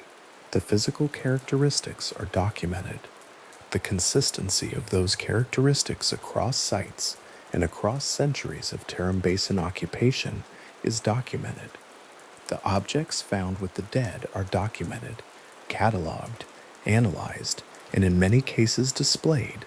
The individuals themselves, the woman with the reddish braid and the bone pin, the tall man with the ochre markings and the crimson tunic, are present in the record with a degree of particularity that the standard vocabulary of archaeological description handles somewhat awkwardly, because the vocabulary of archaeological description was not entirely designed for individuals who are still this legible. Cherchenmann's face in the museum is in the end the face of a man who was buried with care and with attention and with specific objects that mattered: a crimson tunic, checked leggings in red and blue and white, braided hair, ochre markings placed precisely on his temples by someone who knew where they should go. The climate-controlled case in Urumqi holds him in the same still air. It holds the Lulan beauty and the other individuals whose preservation was complete enough to survive the transition from buried to displayed. The ochre crescents on his temples are legible in the low light. The reddish brown of his beard and braided hair is immediately apparent.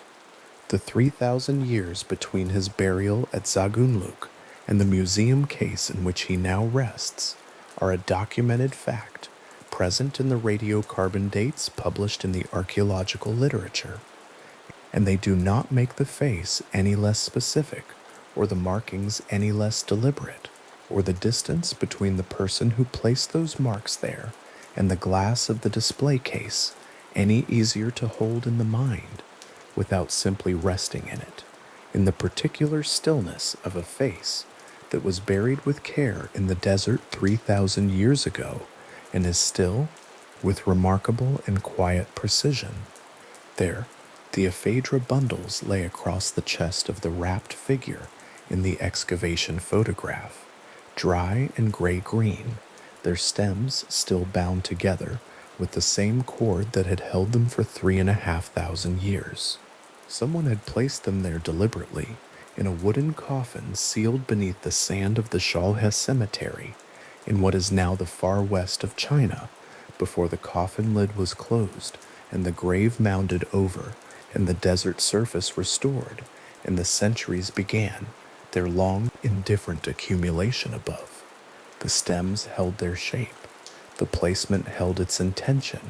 What that intention was, what belief, what hope, what ritual obligation the bundles represented, the record does not fully say, though the pattern of their presence in graves across this region, over this period, is consistent enough to be read as something deliberate and shared, a practice passed between people who understood what they were doing and why. The material life of the Tarim Basin people is one of the most completely preserved records of a Bronze Age community anywhere in the world. The same conditions that kept their faces intact, that preserved the braids of hair and the pigment of tattooed lines on temple and cheek, kept the things they made and wore and placed beside their dead in a state that would be remarkable even for objects housed in a controlled archive, let alone objects buried under 3 meters of desert sand. Wool does not usually survive 4,000 years. wood does not usually survive 3,000. The burial goods from Shalhe, from Gumugo, from Zagunluk near the modern town of Cherchen suggest a community with particular competencies: weavers, woodworkers, herders with enough surplus to provision their dead generously, people who valued specific colors and patterns enough to maintain the technical knowledge required to produce them across many generations. The textiles are where the material record is richest, and where the questions it raises extend farthest from the basin itself. The Tarim people worked primarily in wool, drawn from sheep supplemented by camel and goat, and the construction methods their weavers used, plain weave, twill, tapestry construction, and felting, represent a technical repertoire that textile specialists have identified as the earliest well-preserved corpus of complex wool textile production known from Central Asia. Irene Good and Elizabeth Wayland Barber, two researchers who worked extensively with the Tarim textile material, both concluded that what survived in these graves was not a local innovation, but a fully developed tradition, already mature and practiced, already producing objects of considerable technical sophistication at a date earlier than comparable material from anywhere else in the region. The felt work alone, boots, hats, layered wrapping material, required a specific knowledge of fiber preparation, of wet felting technique, of how to control the density of the resulting material. It does not appear in these graves as an experiment. It appears as a craft already well understood. The wool itself came in colors. Some of the Tarim textiles have faded over the millennia to the pale ochre tan of naturally undyed fiber, and some of the distinctions between dyed and undyed material that would once have been immediately visible in a woven piece are now legible only as faint variations in surviving tone. Others have retained enough pigment to make the original palette clear. Reds survive. Blues, more fragile, survive in some example. The intersecting stripe patterns visible in the best preserved pieces, including the leggings found with Cherchen, show deliberate alternation of colored warp and weft threads in a structure that Elizabeth Wayland Barber, in her book on the Urumqi mummies, identified as structurally identical to the construction technique that produced Celtic and later Scottish tartan. The argument she made was precise. This was not a superficial resemblance in final appearance, but a similarity in the fundamental logic of the construction, a warp-faced pattern produced by deliberate thread sequencing that requires the weaver to plan the pattern before the first thread is set. Her conclusion was that this patterning tradition shared a common ancestor with European plaid traditions, an ancestor spread across the Eurasian steppe during the Bronze Age, and that the checked leggings of Cherchen and the tartans of a much later Scotland were both inheritors of something older than either. That specific claim remains the subject of scholarly discussion.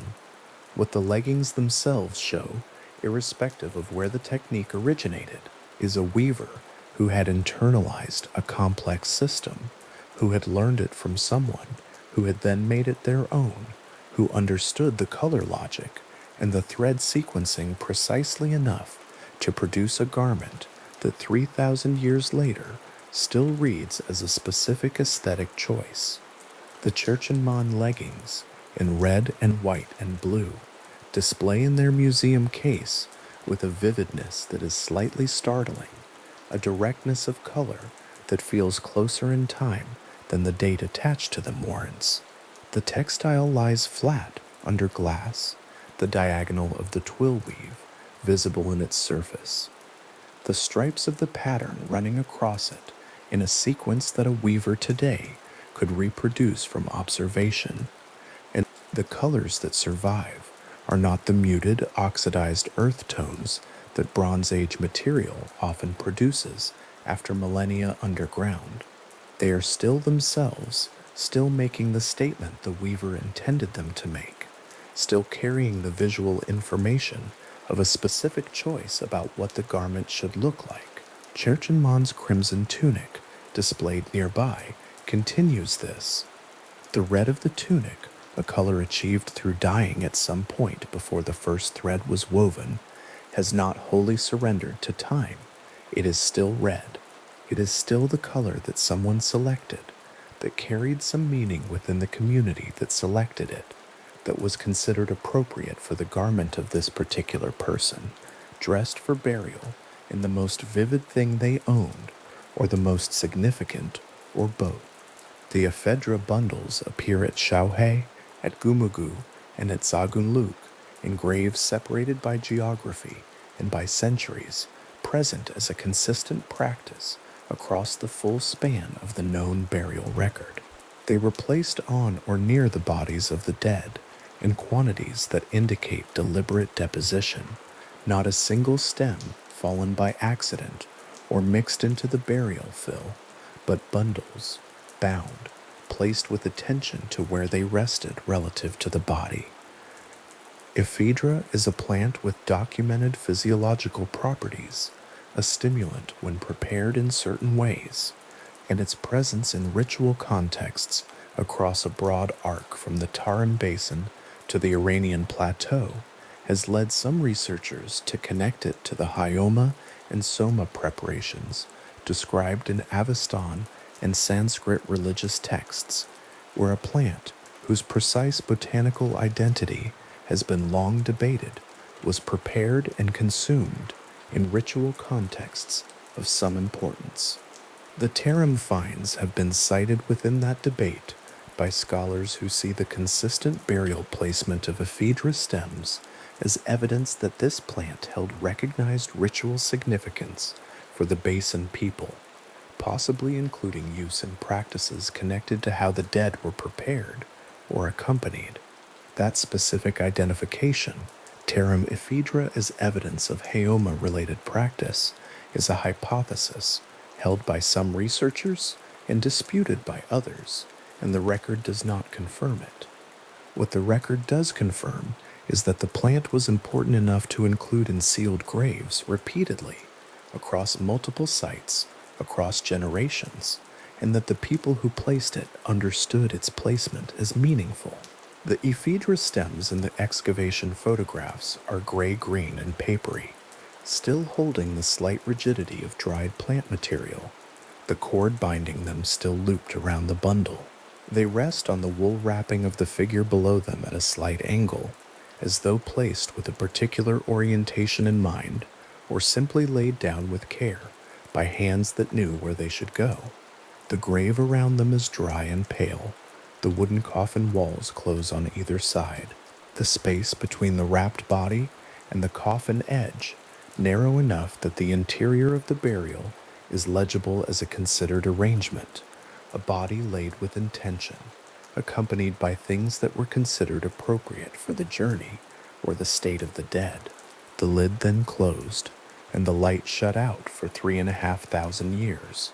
The kefir cheese was found at Xiaohe, placed on the necks and chests of several mummies, small white lumps of fermented dairy material, whose chemical identity was established through laboratory analysis long after their excavation, the spectroscopic data published alongside photographs of the objects themselves, still holding their shape on the skin of the preserved figures beneath them. The analytical study that identified the substance dated it to approximately 1615 to 1450 BCE, and noted that this represented some of the earliest directly dated evidence of cheese production in human history. Kefir specifically is produced through a particular combination of bacterial and yeast cultures that form a gelatinous grain, a starter culture, which must be maintained across generations, passed from person to person as a living fermentation colony, which is itself a form of inherited knowledge. The people who placed kefir cheese on the chests of their dead were people who knew how to make it, had been making it across enough time to have developed and maintained the starter culture, understood the product well enough to value it as something worth including in a burial.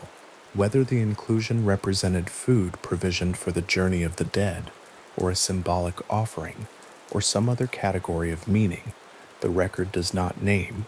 The placement was deliberate. The cheese was put there by someone who understood why. The published photograph of the kefir cheese at Shaohe shows the white masses resting at the collarbone of the wrapped figure, their color preserved, their shape clear, the textile wrapping around them pale and faintly textured. The image is a laboratory quality documentation photograph taken for analysis rather than display. The neutral background and the even lighting designed to capture the object rather than to frame it aesthetically. And yet the combination, the ancient figure, the preserved food, the chemical data identifying what it was, produces something the dry language of the analysis does not quite contain. A person died. Other people wrapped them carefully in wool. They laid something to eat on the person's chest. They closed the coffin. The fact that the food they chose was kefir cheese, and that the kefir cheese has now been identified through spectroscopic analysis and dated to the 17th or 15th century before the Common Era, does not change what the gesture was. The burial structure itself, the form of the coffins, the orientation of the bodies, the construction of the grave markers, is consistent across the major sites and consistent enough across time to represent a shared tradition rather than independent local development.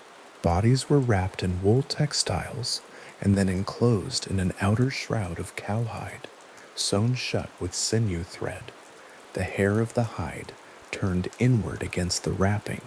The cowhide shroud was then placed inside a wooden coffin shaped like a boat, 2 planks forming the base, 2 planks forming the sides, a lid fitted above, and the whole assembly was oriented along an east-west axis in the grave pit. Some burials include a separately fashioned death mask placed over the face. The face was sometimes additionally covered with a woolen cloth before the lid was closed. The wooden grave marker was set above the burial, rising from the mounded surface of the grave. Its shape in some cases like an oar, tall, narrow, slightly flared at the top, and in some cases broader and flatter. The female and male markers at Shohei, distinguished by different shapes, the field of them extending across the cemetery's surface, in rows that are still visible in the excavation photographs. The cowhide shroud, sewn around each figure, represents a significant investment of material. Cattle were not incidental animals in this economy. They were productive. They were mobile. They were the kind of resource that pastoral communities managed carefully. To slaughter a cow and prepare its hide for a burial wrapping was to commit something of value to the ground permanently, and the consistency of this practice across multiple sites and multiple centuries indicates that the community considered it an appropriate and necessary expenditure. The sinew thread along the seam of each shroud was sewn carefully, the stitching even, the seam closing the hide completely around the figure inside. The resulting package was the size and weight of a person, dense and sealed, date spike white, and it was carried to the grave and placed in the coffin, and the lid fitted above it, and the grave filled in, and the marker placed above, and the burial was complete, provisioned and enclosed, and the desert surface restored over it. The wooden posts of the Johei Cemetery, photographed during the excavation seasons of 2003 to 2005, rise from the dune surface in groups and rows, their tops casting long shadows in the low desert light of the early morning or late afternoon. The photographs were taken at the hours when the shadows are longest, when the markers read most clearly against the pale sand. Some are tall and narrow, rising 2 meters or more above the grave mounds, their profiles legible as the oar-shaped male markers that distinguish one category of burial at the site. Others are broader and lower. The field of them extends to the edge of each photograph, and the photographs are taken from multiple angles, and in every direction the markers continue. Rows of wooden posts standing in the desert at a site that was not visited by outside scholars between Bergman's 1934 expedition and the Chinese relocalization of the site in 2000. The grave markers standing through those intervening decades in a desert that had no human presence to witness them. Patient and specific, and still, the textiles of the burial wrapping layers have been analyzed for fiber type, for dye chemistry, for weave structure, and for the patterns of wear and repair that indicate how the garments were used before they became burial clothes. Some of the textile pieces wrapped around the Tarim dead were apparently made for this purpose, larger, simpler, designed as shrouding. Others show signs of previous use, of repairs made during the garment's active life, of the ordinary evidence of a worn thing cared for across years before it was repurposed for a final wrapping. The distinction matters because it shows that the people being buried were clothed in their lives as well as in their deaths, so that the textiles were part of a continuous material practice that included everyday use and maintenance, and eventually the repurposing of worn garments for burial, a chain of material life that the preservation has made it possible to trace across 3,500 years, one fiber at a time. Elizabeth Wayland Barber's work on the Tarim textiles produced a series of observations about the technical and aesthetic traditions the weavers were operating within, and what those traditions might imply about where those weavers came from and who taught them. The checked pattern of the church and man leggings, she argued, was not a simple weave. It required deliberate planning, specific thread counts, and a mastery of warp-weft interaction that represents a particular school of weaving rather than a general competence. The similarity to Celtic tartan construction was not in her account a superficial aesthetic similarity, but a structural one. The same logic, the same method, the same result achieved through the same means. Her argument was that both traditions, the Bronze Age Tarim, checked weave, and the Iron Age Celtic tartan construction, descended from a common ancestor in the steppe weaving traditions of an earlier period.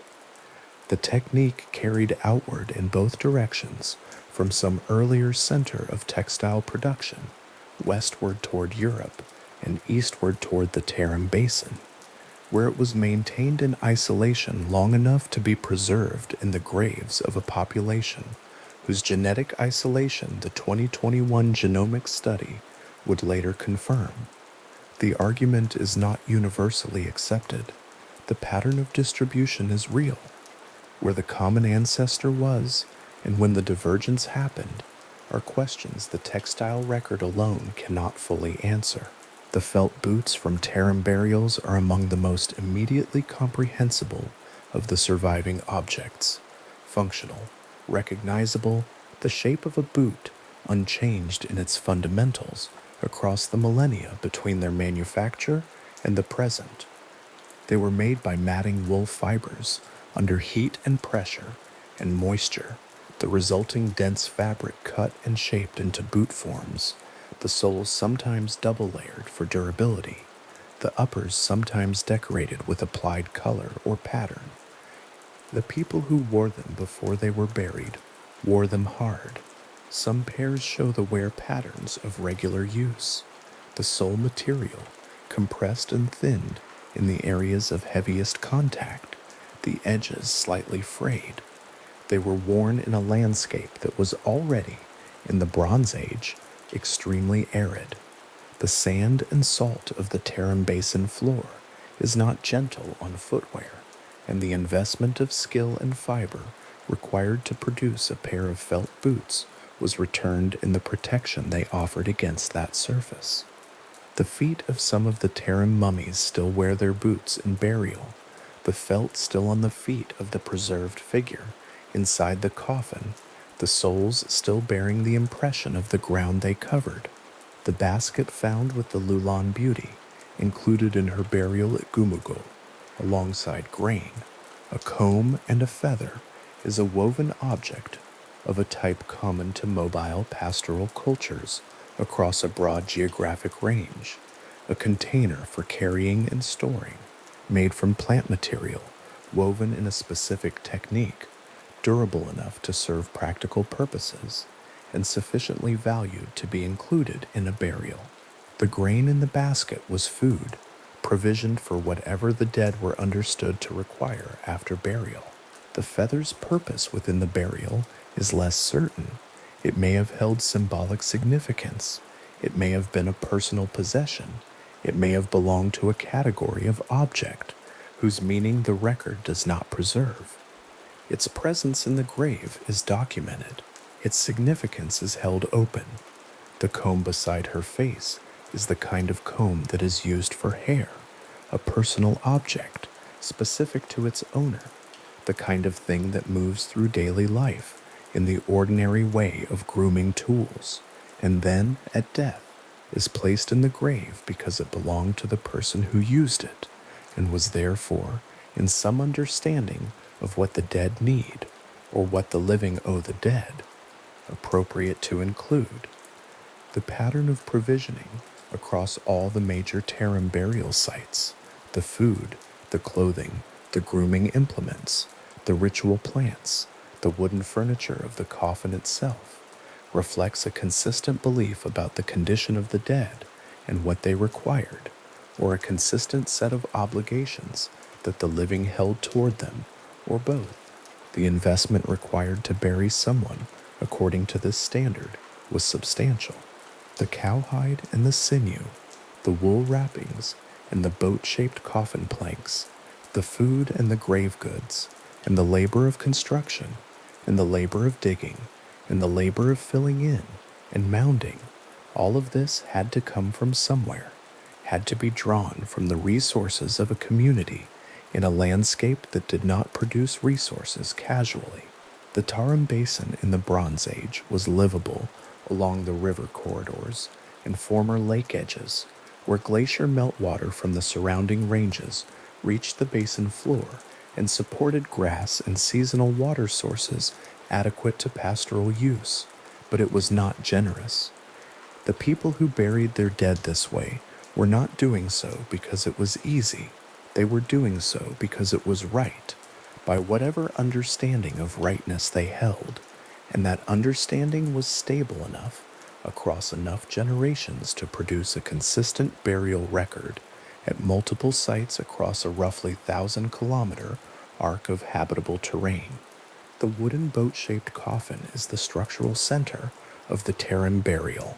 Its form, 2 planks for the sides, 2 for the base, a lid above, is simple enough to be produced with basic woodworking tools, but requires access to timber of adequate length and quality, which in a desert environment is not a trivial requirement.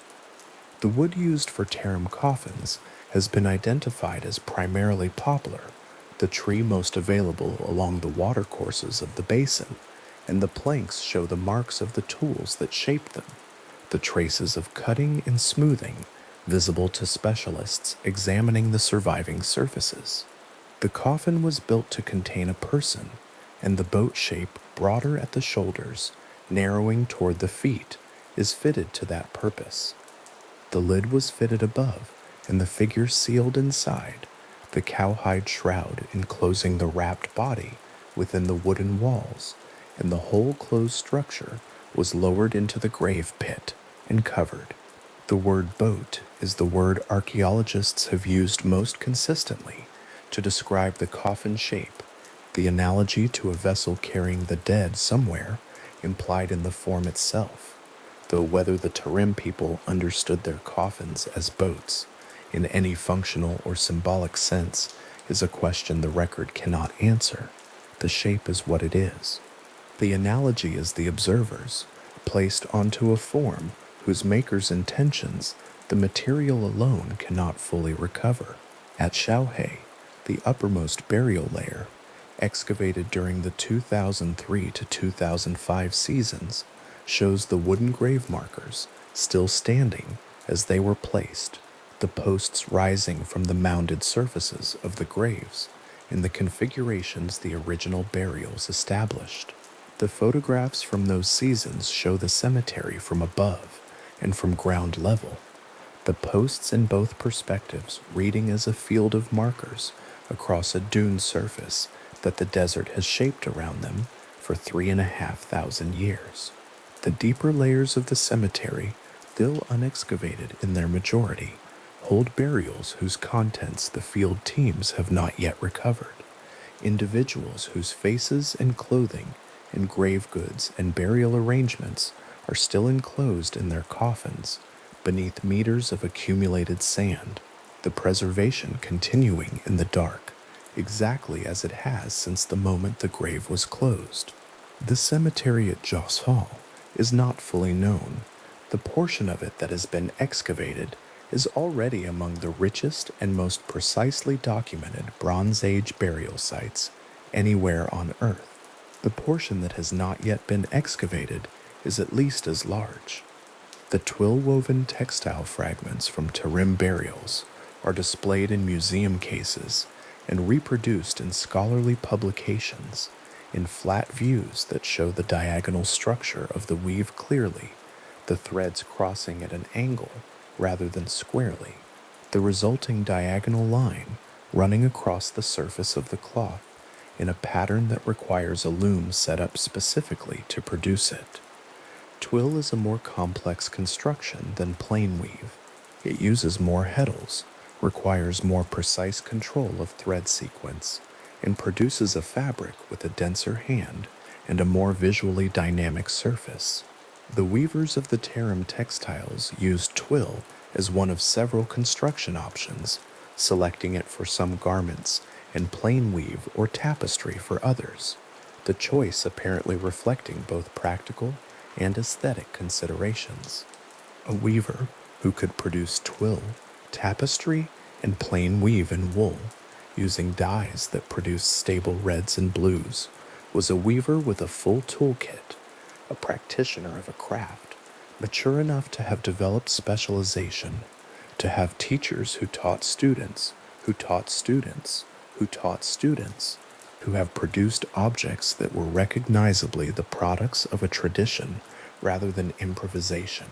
The material record of the Tarim Basin people is ultimately a record of a community that made things carefully and valued what they made. The textiles were constructed with deliberate patterns and specific colors. The coffins were built to fit their occupants. The grave goods were selected with reference to what the dead might need or what their lives had included. The ephedra bundles were bound and placed with attention. The kefir cheese was a product of maintained culture, of an ongoing fermentation practice, of knowledge passed forward through generations. The felt boots were worn until they needed to be, and then included in the burial of the person who wore them. These are not the grave goods of a community doing the minimum the occasion required. They are the grave goods of a community for whom the occasion was significant, whose obligations to the dead were taken seriously, whose material skill was adequate to those obligations. And then some, weavers who could produce checked leggings in red and white and blue, who knew what colors meant, who understood pattern as language, who sent their dead into the ground wearing the best things they had made. The boat-shaped coffin at the center of a Xiaohe burial sits in the excavation photograph as it was found, the wooden planks still holding their shape, the cowhide-wrapped figure inside, oriented east to west in the grave, the surface above the coffin filled in with the pale sand of the basin and the wooden marker post above casting its shadow across the dune in the afternoon light of the excavation season. The grave was provisioned and closed as carefully as anyone has ever prepared a place for the dead, by people who understood what they were doing and considered it worth doing well, whose names and language are not preserved in the material they left behind, but whose care is exactly and permanently in the form of every object they placed, every seam they stitched, every bundle they bound and laid across the chest of someone they were saying goodbye to, in a desert that then held all of it for 3,500 years, unchanged and waiting in the dark. A printed copy of the October 2021 issue of Nature rests on a research desk in the late afternoon. The light coming through the window is low and angled, laying a pale bar across the open pages. The genomic bar charts for the 18 analyzed individuals from Xiaohe and Gumugu are visible there, each one a horizontal stack of colored segments, the proportions of ancestry rendered in the flat, precise language of population. Genomics, each sample broken into its contributing components, the way a geologist might core a sediment column and read the layered record of what fell in what order from the sky. Across all 18 bars, one color recurs with a uniformity that the eye catches before the mind has finished processing it. The ancient North Eurasian component, rendering the same shade in sample after sample, column after column, as though the data itself keeps returning to the same quiet insistence. What the charts show, once read carefully, is not a population assembled from the mixing of neighboring groups. What they show is something older and more solitary than the researchers involved had expected to find. The ancient North Eurasian lineage is not a living population. It is a genetic cluster reconstructed from ancient remains, identified first from the Malta Buret site in Siberia, where archaeological excavations recovered the bones of individuals who lived approximately 24,000 years ago, before the last glacial maximum had fully retreated, before the Holocene warming that allowed the spread of agriculture, before any of the Bronze Age cultures the Tarim mummies are conventionally compared to had come into existence. The Malta Buret people are among the most deeply dated ancient human remains whose genome has been successfully sequenced, and they represent a branch of the modern human family that once had much wider distribution across northern Eurasia before being partially absorbed, partially displaced, and partially replaced by later movements of people. The genetic signal they carry faded across most of the continent over subsequent millennia. It did not fade in the Tarim Basin. Approximately 72% of the ancestry measured in the Zhoha mummies traces back to this Pleistocene-era source, supplemented by a smaller ancient East Asian component whose proportion remains consistent across the sampled individuals. The arithmetic of those bars is the arithmetic of a people who carried a very old inheritance into a very isolated place and stayed. The strontium isotope data from the dental enamel of the sampled individuals reinforces this picture from a different direction entirely. Strontium enters the body through water and food, and the ratio of isotopes it carries reflects the specific geological character of the local water source. A signature as individual to a region as a fingerprint, readable in the crystalline structure of tooth enamel formed during childhood. When researchers measured strontium ratios from the Tarim mummy's teeth, the ratios matched local Tarim Basin water source signatures rather than the signatures of any distant region. The individuals sampled had not migrated to the basin during their lifetimes. They had grown up drinking its water, eating food grown in its soils, forming their bodies from its chemistry. The enamel records not where a person traveled, but where they were a child, and the enamel of these individuals said, clearly and specifically, the Tarim Basin. What the strontium confirms is that these were not migrants who arrived at the end of a long journey. They were people who already lived there, whose teeth had formed there, whose childhoods had unfolded in the same basin where they were ultimately buried.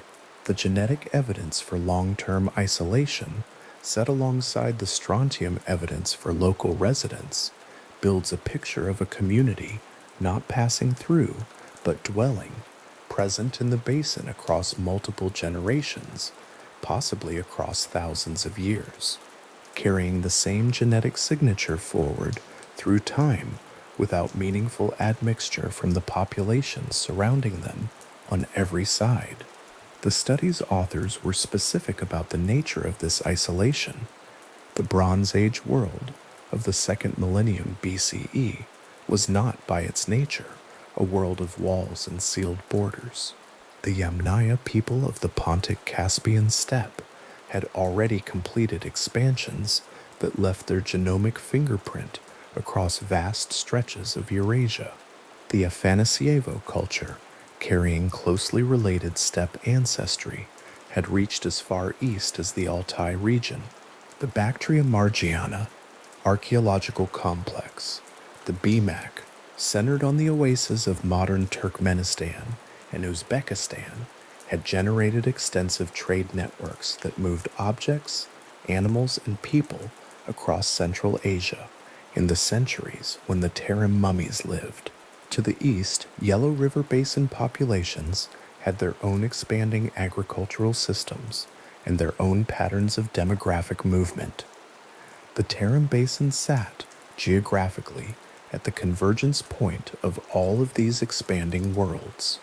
Populations on its borders were mobile, interacting, exchanging ancestry with one another through the ordinary processes of marriage, migration, and conquest that characterize Bronze Age demography almost universally. Yet the Tarim population shows none of it. The genomic analysis found no detectable admixture from the BMAC, no Yamnaya component, no Afanasyevo signature, no measurable contribution from the Yellow River Basin populations. The degree of isolation across the full range of sampled dates the study authors described as remarkable, a word that appears in a Nature paper, not for rhetorical effect, but because the data warranted it. Because a Bronze Age community maintaining this level of genetic continuity in the face of all the demographic activity occurring around it was genuinely unusual by the standards of its era. The picture that emerges is of a people who did not mix and who may not have needed to. The basin itself provided the conditions for that separateness, its aridity, its distance from the nearest productive highland zones, its saline soils, and its scarce water. None of these made it uninhabitable, but they made it a bounded world, a place with a definite edge, a place where the resources available were sufficient to sustain the people who knew how to use them without inviting the kind of large-scale demographic pressure that would have driven mixing. The desert was not a prison. It was, in the most neutral and geological sense, a container. The first lower-resolution genetic studies, conducted in the 1990s and early 2000s with the technology available at the time, had tentatively identified R1b Y chromosome haplogroup markers in some Tarim mummy samples, suggesting a possible connection to Bronze Age steppe populations and lending partial support to the hypothesis that the fair-haired Western Eurasian morphology individuals in the basin might represent an early eastward migration of Indo-European speakers. The hypothesis was appealing in its tidiness. It linked the unusual physical appearance of the Tarim mummies to a known archaeological expansion, connected their presence in the basin to the same demographic movements that spread Indo-European languages across much of Eurasia, and provided a satisfying narrative frame for why these individuals looked the way they looked. The 2021 whole genome analysis could not support it. The Western steppe herder ancestry that constitutes the genomic fingerprint of Bronze Age Indo-European migrations is not present in the Tarim mummies in proportions that would indicate a direct derivation from Yamnaya or Afanasyevo. What the earlier lower-resolution work had glimpsed was a real signal. The R1b haplogroup does occur in ancient North Eurasian populations, but the source was older and more distant than a Bronze Age steppe expansion. The tidy narrative did not survive the higher resolution data. This matters because of what it means for the question of language. And the question of what language the Bronze Age Tarim people spoke has not been resolved, and the 2021 study does not resolve it. The deflation of the steppe migration hypothesis removes what had been the most convenient answer, that if the mummies were genetically related to Yamnaya-derived populations, they might plausibly have spoken an early Indo-European language ancestral to or contemporaneous with the Tocharian languages, later attested in the Tarim Basin. Tocharian is itself genuinely unusual, an Indo-European language spoken in historical times in the eastern Tarim Basin, preserved in manuscripts from roughly the 6th to 8th centuries CE, and linguistically archaic in ways that suggest a very early divergence from the main Indo-European family. For decades, the combination of the mummy's Western Eurasian morphology and the later presence of Tocharian speakers in the same basin had seemed like two data points from the same story. The genome study separates them. The Tocharian speakers of the first millennium CE do carry steppe ancestry. The Bronze Age mummies do not. The population that produced the Tocharian manuscripts was, genomically, a different population from the one that buried its dead at Xiaohe. Whether a cultural or linguistic continuity existed between them, despite the genomic discontinuity, is a question the record does not presently answer. It is held open, without urgency, as an unresolved question and an ongoing scholarly conversation, present in the literature, noted in the 2021 study itself, and not yet closed by any evidence available. What language, then, did the people of Xiaohe and Gomugo speak? The honest answer is that no one knows, and the evidence currently in hand does not point clearly toward an answer. Ancient North Eurasian populations are not associated with any surviving language family in the way that steppe herder ancestry is associated with Indo-European expansion. The A&E genetic signal survives in attenuated form in several modern populations, but the language or languages spoken by A&E ancestry groups 24,000 years ago left no recoverable trace. The Tarim mummy's language, whatever it was, whatever family it belonged to, whatever sound shaped it, is not preserved in the dry air that preserved their wool and their hair and the cheese placed at their collarbones. It existed only as sound, and sound leaves no residue in sand. What the study does establish, with a precision that the earlier decades of speculation about these individuals could not have achieved, is the deep antiquity of the ancestry involved.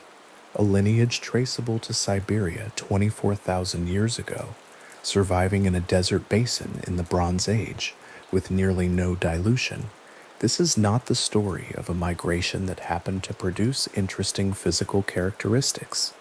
It is the story of a survival, a group of people who carried a very ancient genetic inheritance managed to maintain it across an extraordinary stretch of time in a place that the archaeology suggests they knew how to inhabit with considerable skill and deliberate care. And they did so while the rest of the Bronze Age world moved and mixed around them. The team that produced the 2021 study was assembled across institutions on 3 continents. Researchers from Harvard, from the Max Planck Institute for Evolutionary Anthropology in Leipzig, and from multiple Chinese institutions, including the Xinjiang Institute of Cultural Relics and Archaeology, Jilin University, and the Shanghai Institute for Biological Sciences, are listed together in the author column that runs down the side of the first page. The collaborative framework required to produce the study had taken years to negotiate. Earlier requests from Western researchers for access to biological material from Tarim mummies had been delayed or denied for years as the political sensitivity of the finds became bound up with questions about Uyghur identity, Chinese territorial claims, and Western origin narratives about Central Asian prehistory. The pace and terms of scientific inquiry had been shaped across 3 decades by pressures that had nothing to do with sample quality or laboratory technique. The paper that eventually emerged from this negotiated collaboration was published with simultaneous endorsement from Chinese academic institutions, its findings therefore carrying a weight within the Chinese scientific establishment that earlier foreign-led studies could not have claimed. The sensitivity of the material is not difficult to understand when the broader context is considered. The Uyghur people of Xinjiang have in the centuries since the Bronze Age built a cultural identity in the Tarim Basin that includes deep roots in the region's history and a distinct ethnic and linguistic heritage. Narratives emphasizing a Western Eurasian origin for the earliest Tarim inhabitants had been read, in some quarters, as implying that the region's most ancient inhabitants were not ancestral to the Uyghur population, that the basin's earliest deep past belonged to someone else. The 2021 studies finding that the Bronze Age mummies were a genetically isolated population with no direct line to any modern group and no detectable ancestry contribution from the populations that later inhabited the basin effectively sidesteps the most charged version of that narrative. The mummies do not belong, genomically, to any living group in the basin or outside it.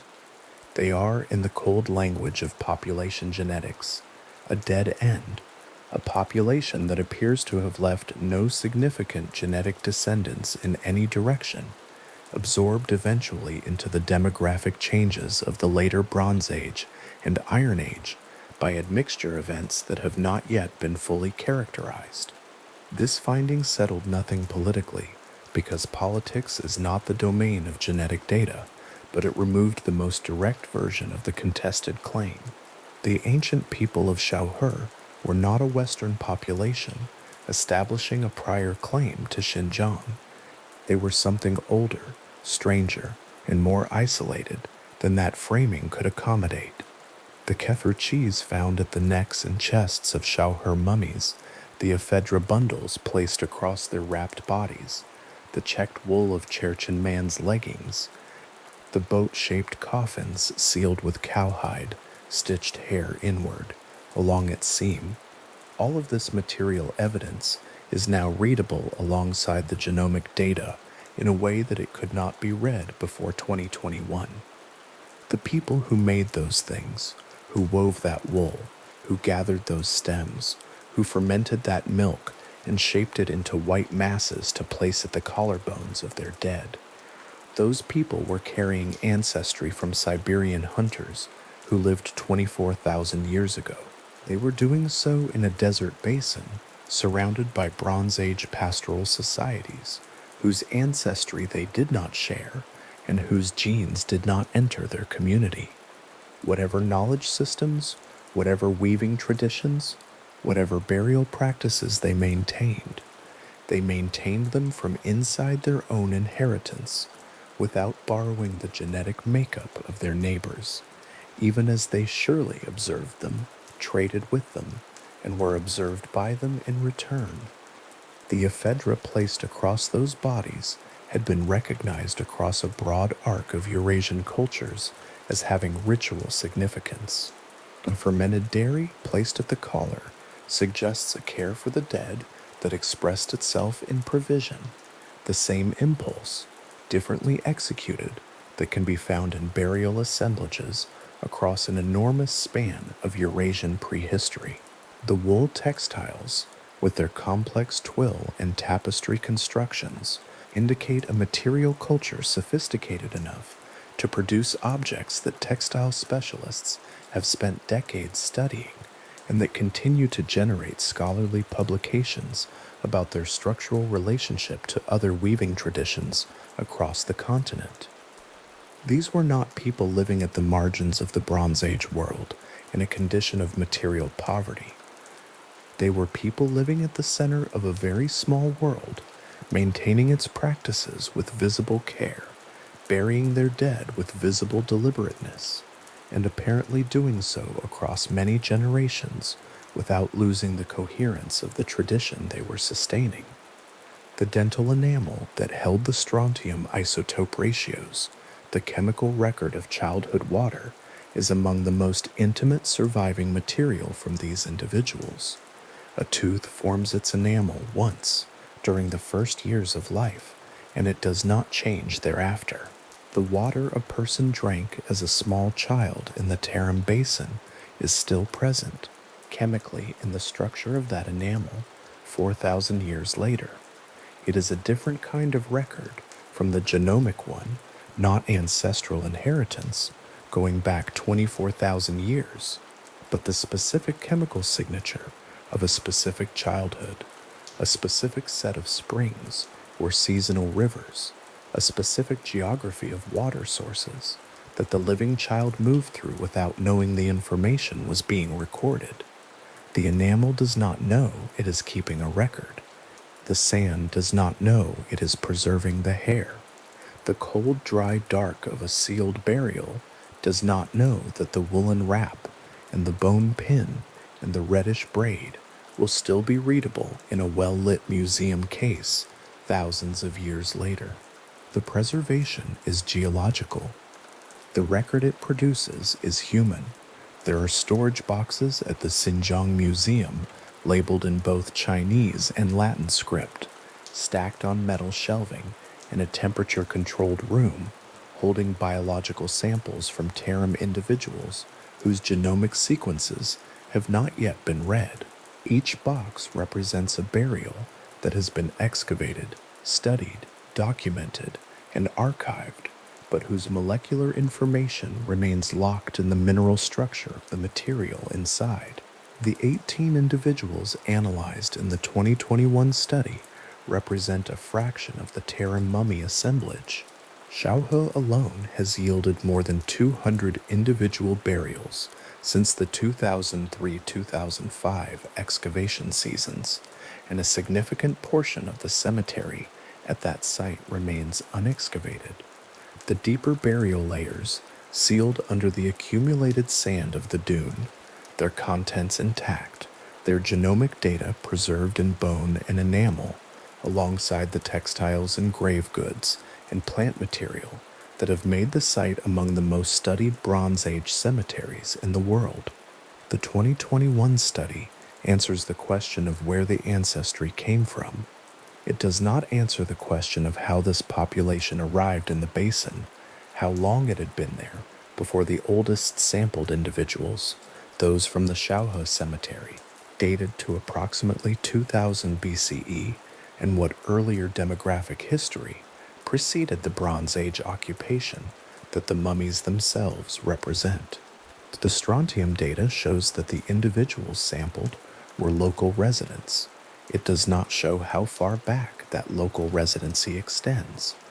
If the population had been present in the basin in something like its documented Bronze Age form for centuries or millennia before the earliest currently dated burials, the evidence for that earlier presence would lie either in deeper and older sites not yet excavated, or in the genomic analysis of remains not yet sampled, or in both.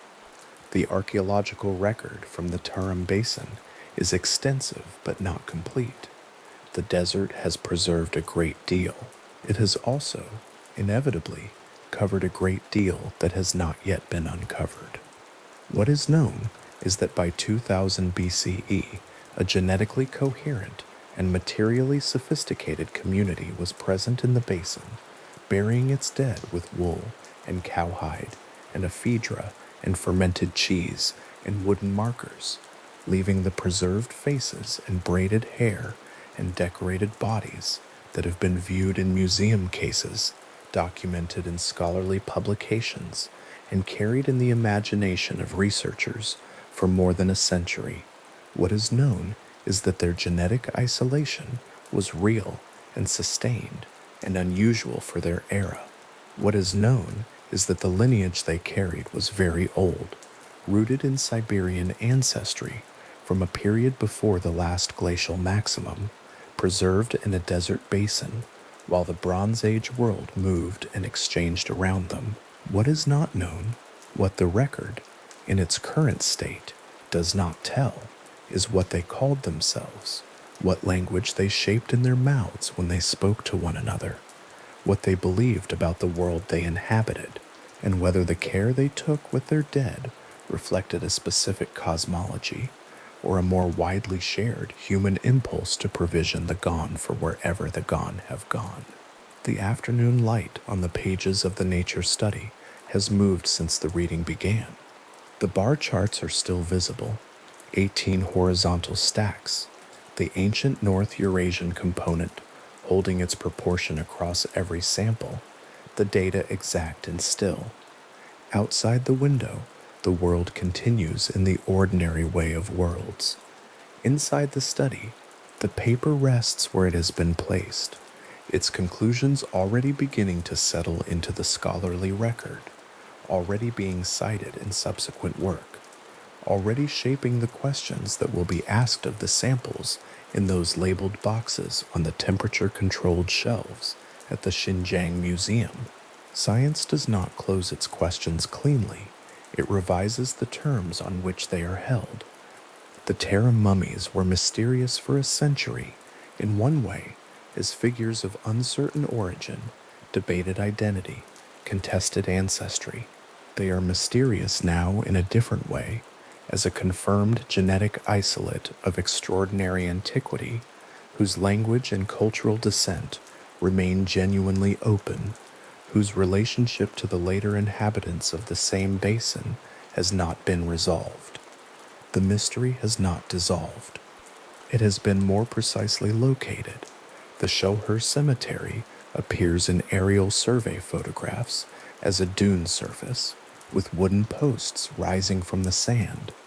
The excavation seasons of 2003 through 2005 recovered the upper burial layers, cataloged their contents, sampled what could be sampled with the techniques available, and eventually restored the site surface.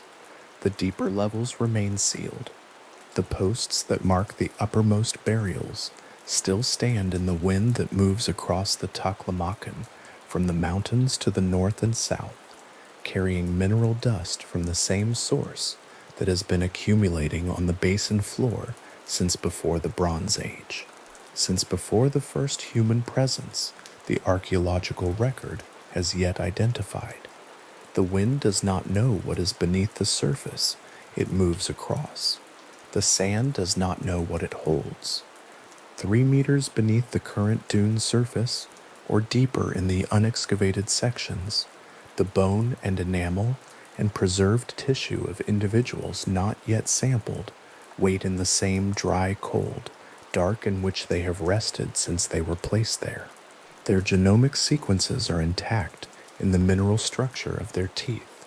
The isotope ratios that would tell a researcher where they spent their childhoods are intact. The DNA in their bones, sealed from moisture and temperature variation by sheer depth and by the hypersaline sediments that drew the last water from the organic material around them, remains readable, or will remain readable, for some further span of time in whatever condition the desert's chemistry continues to maintain.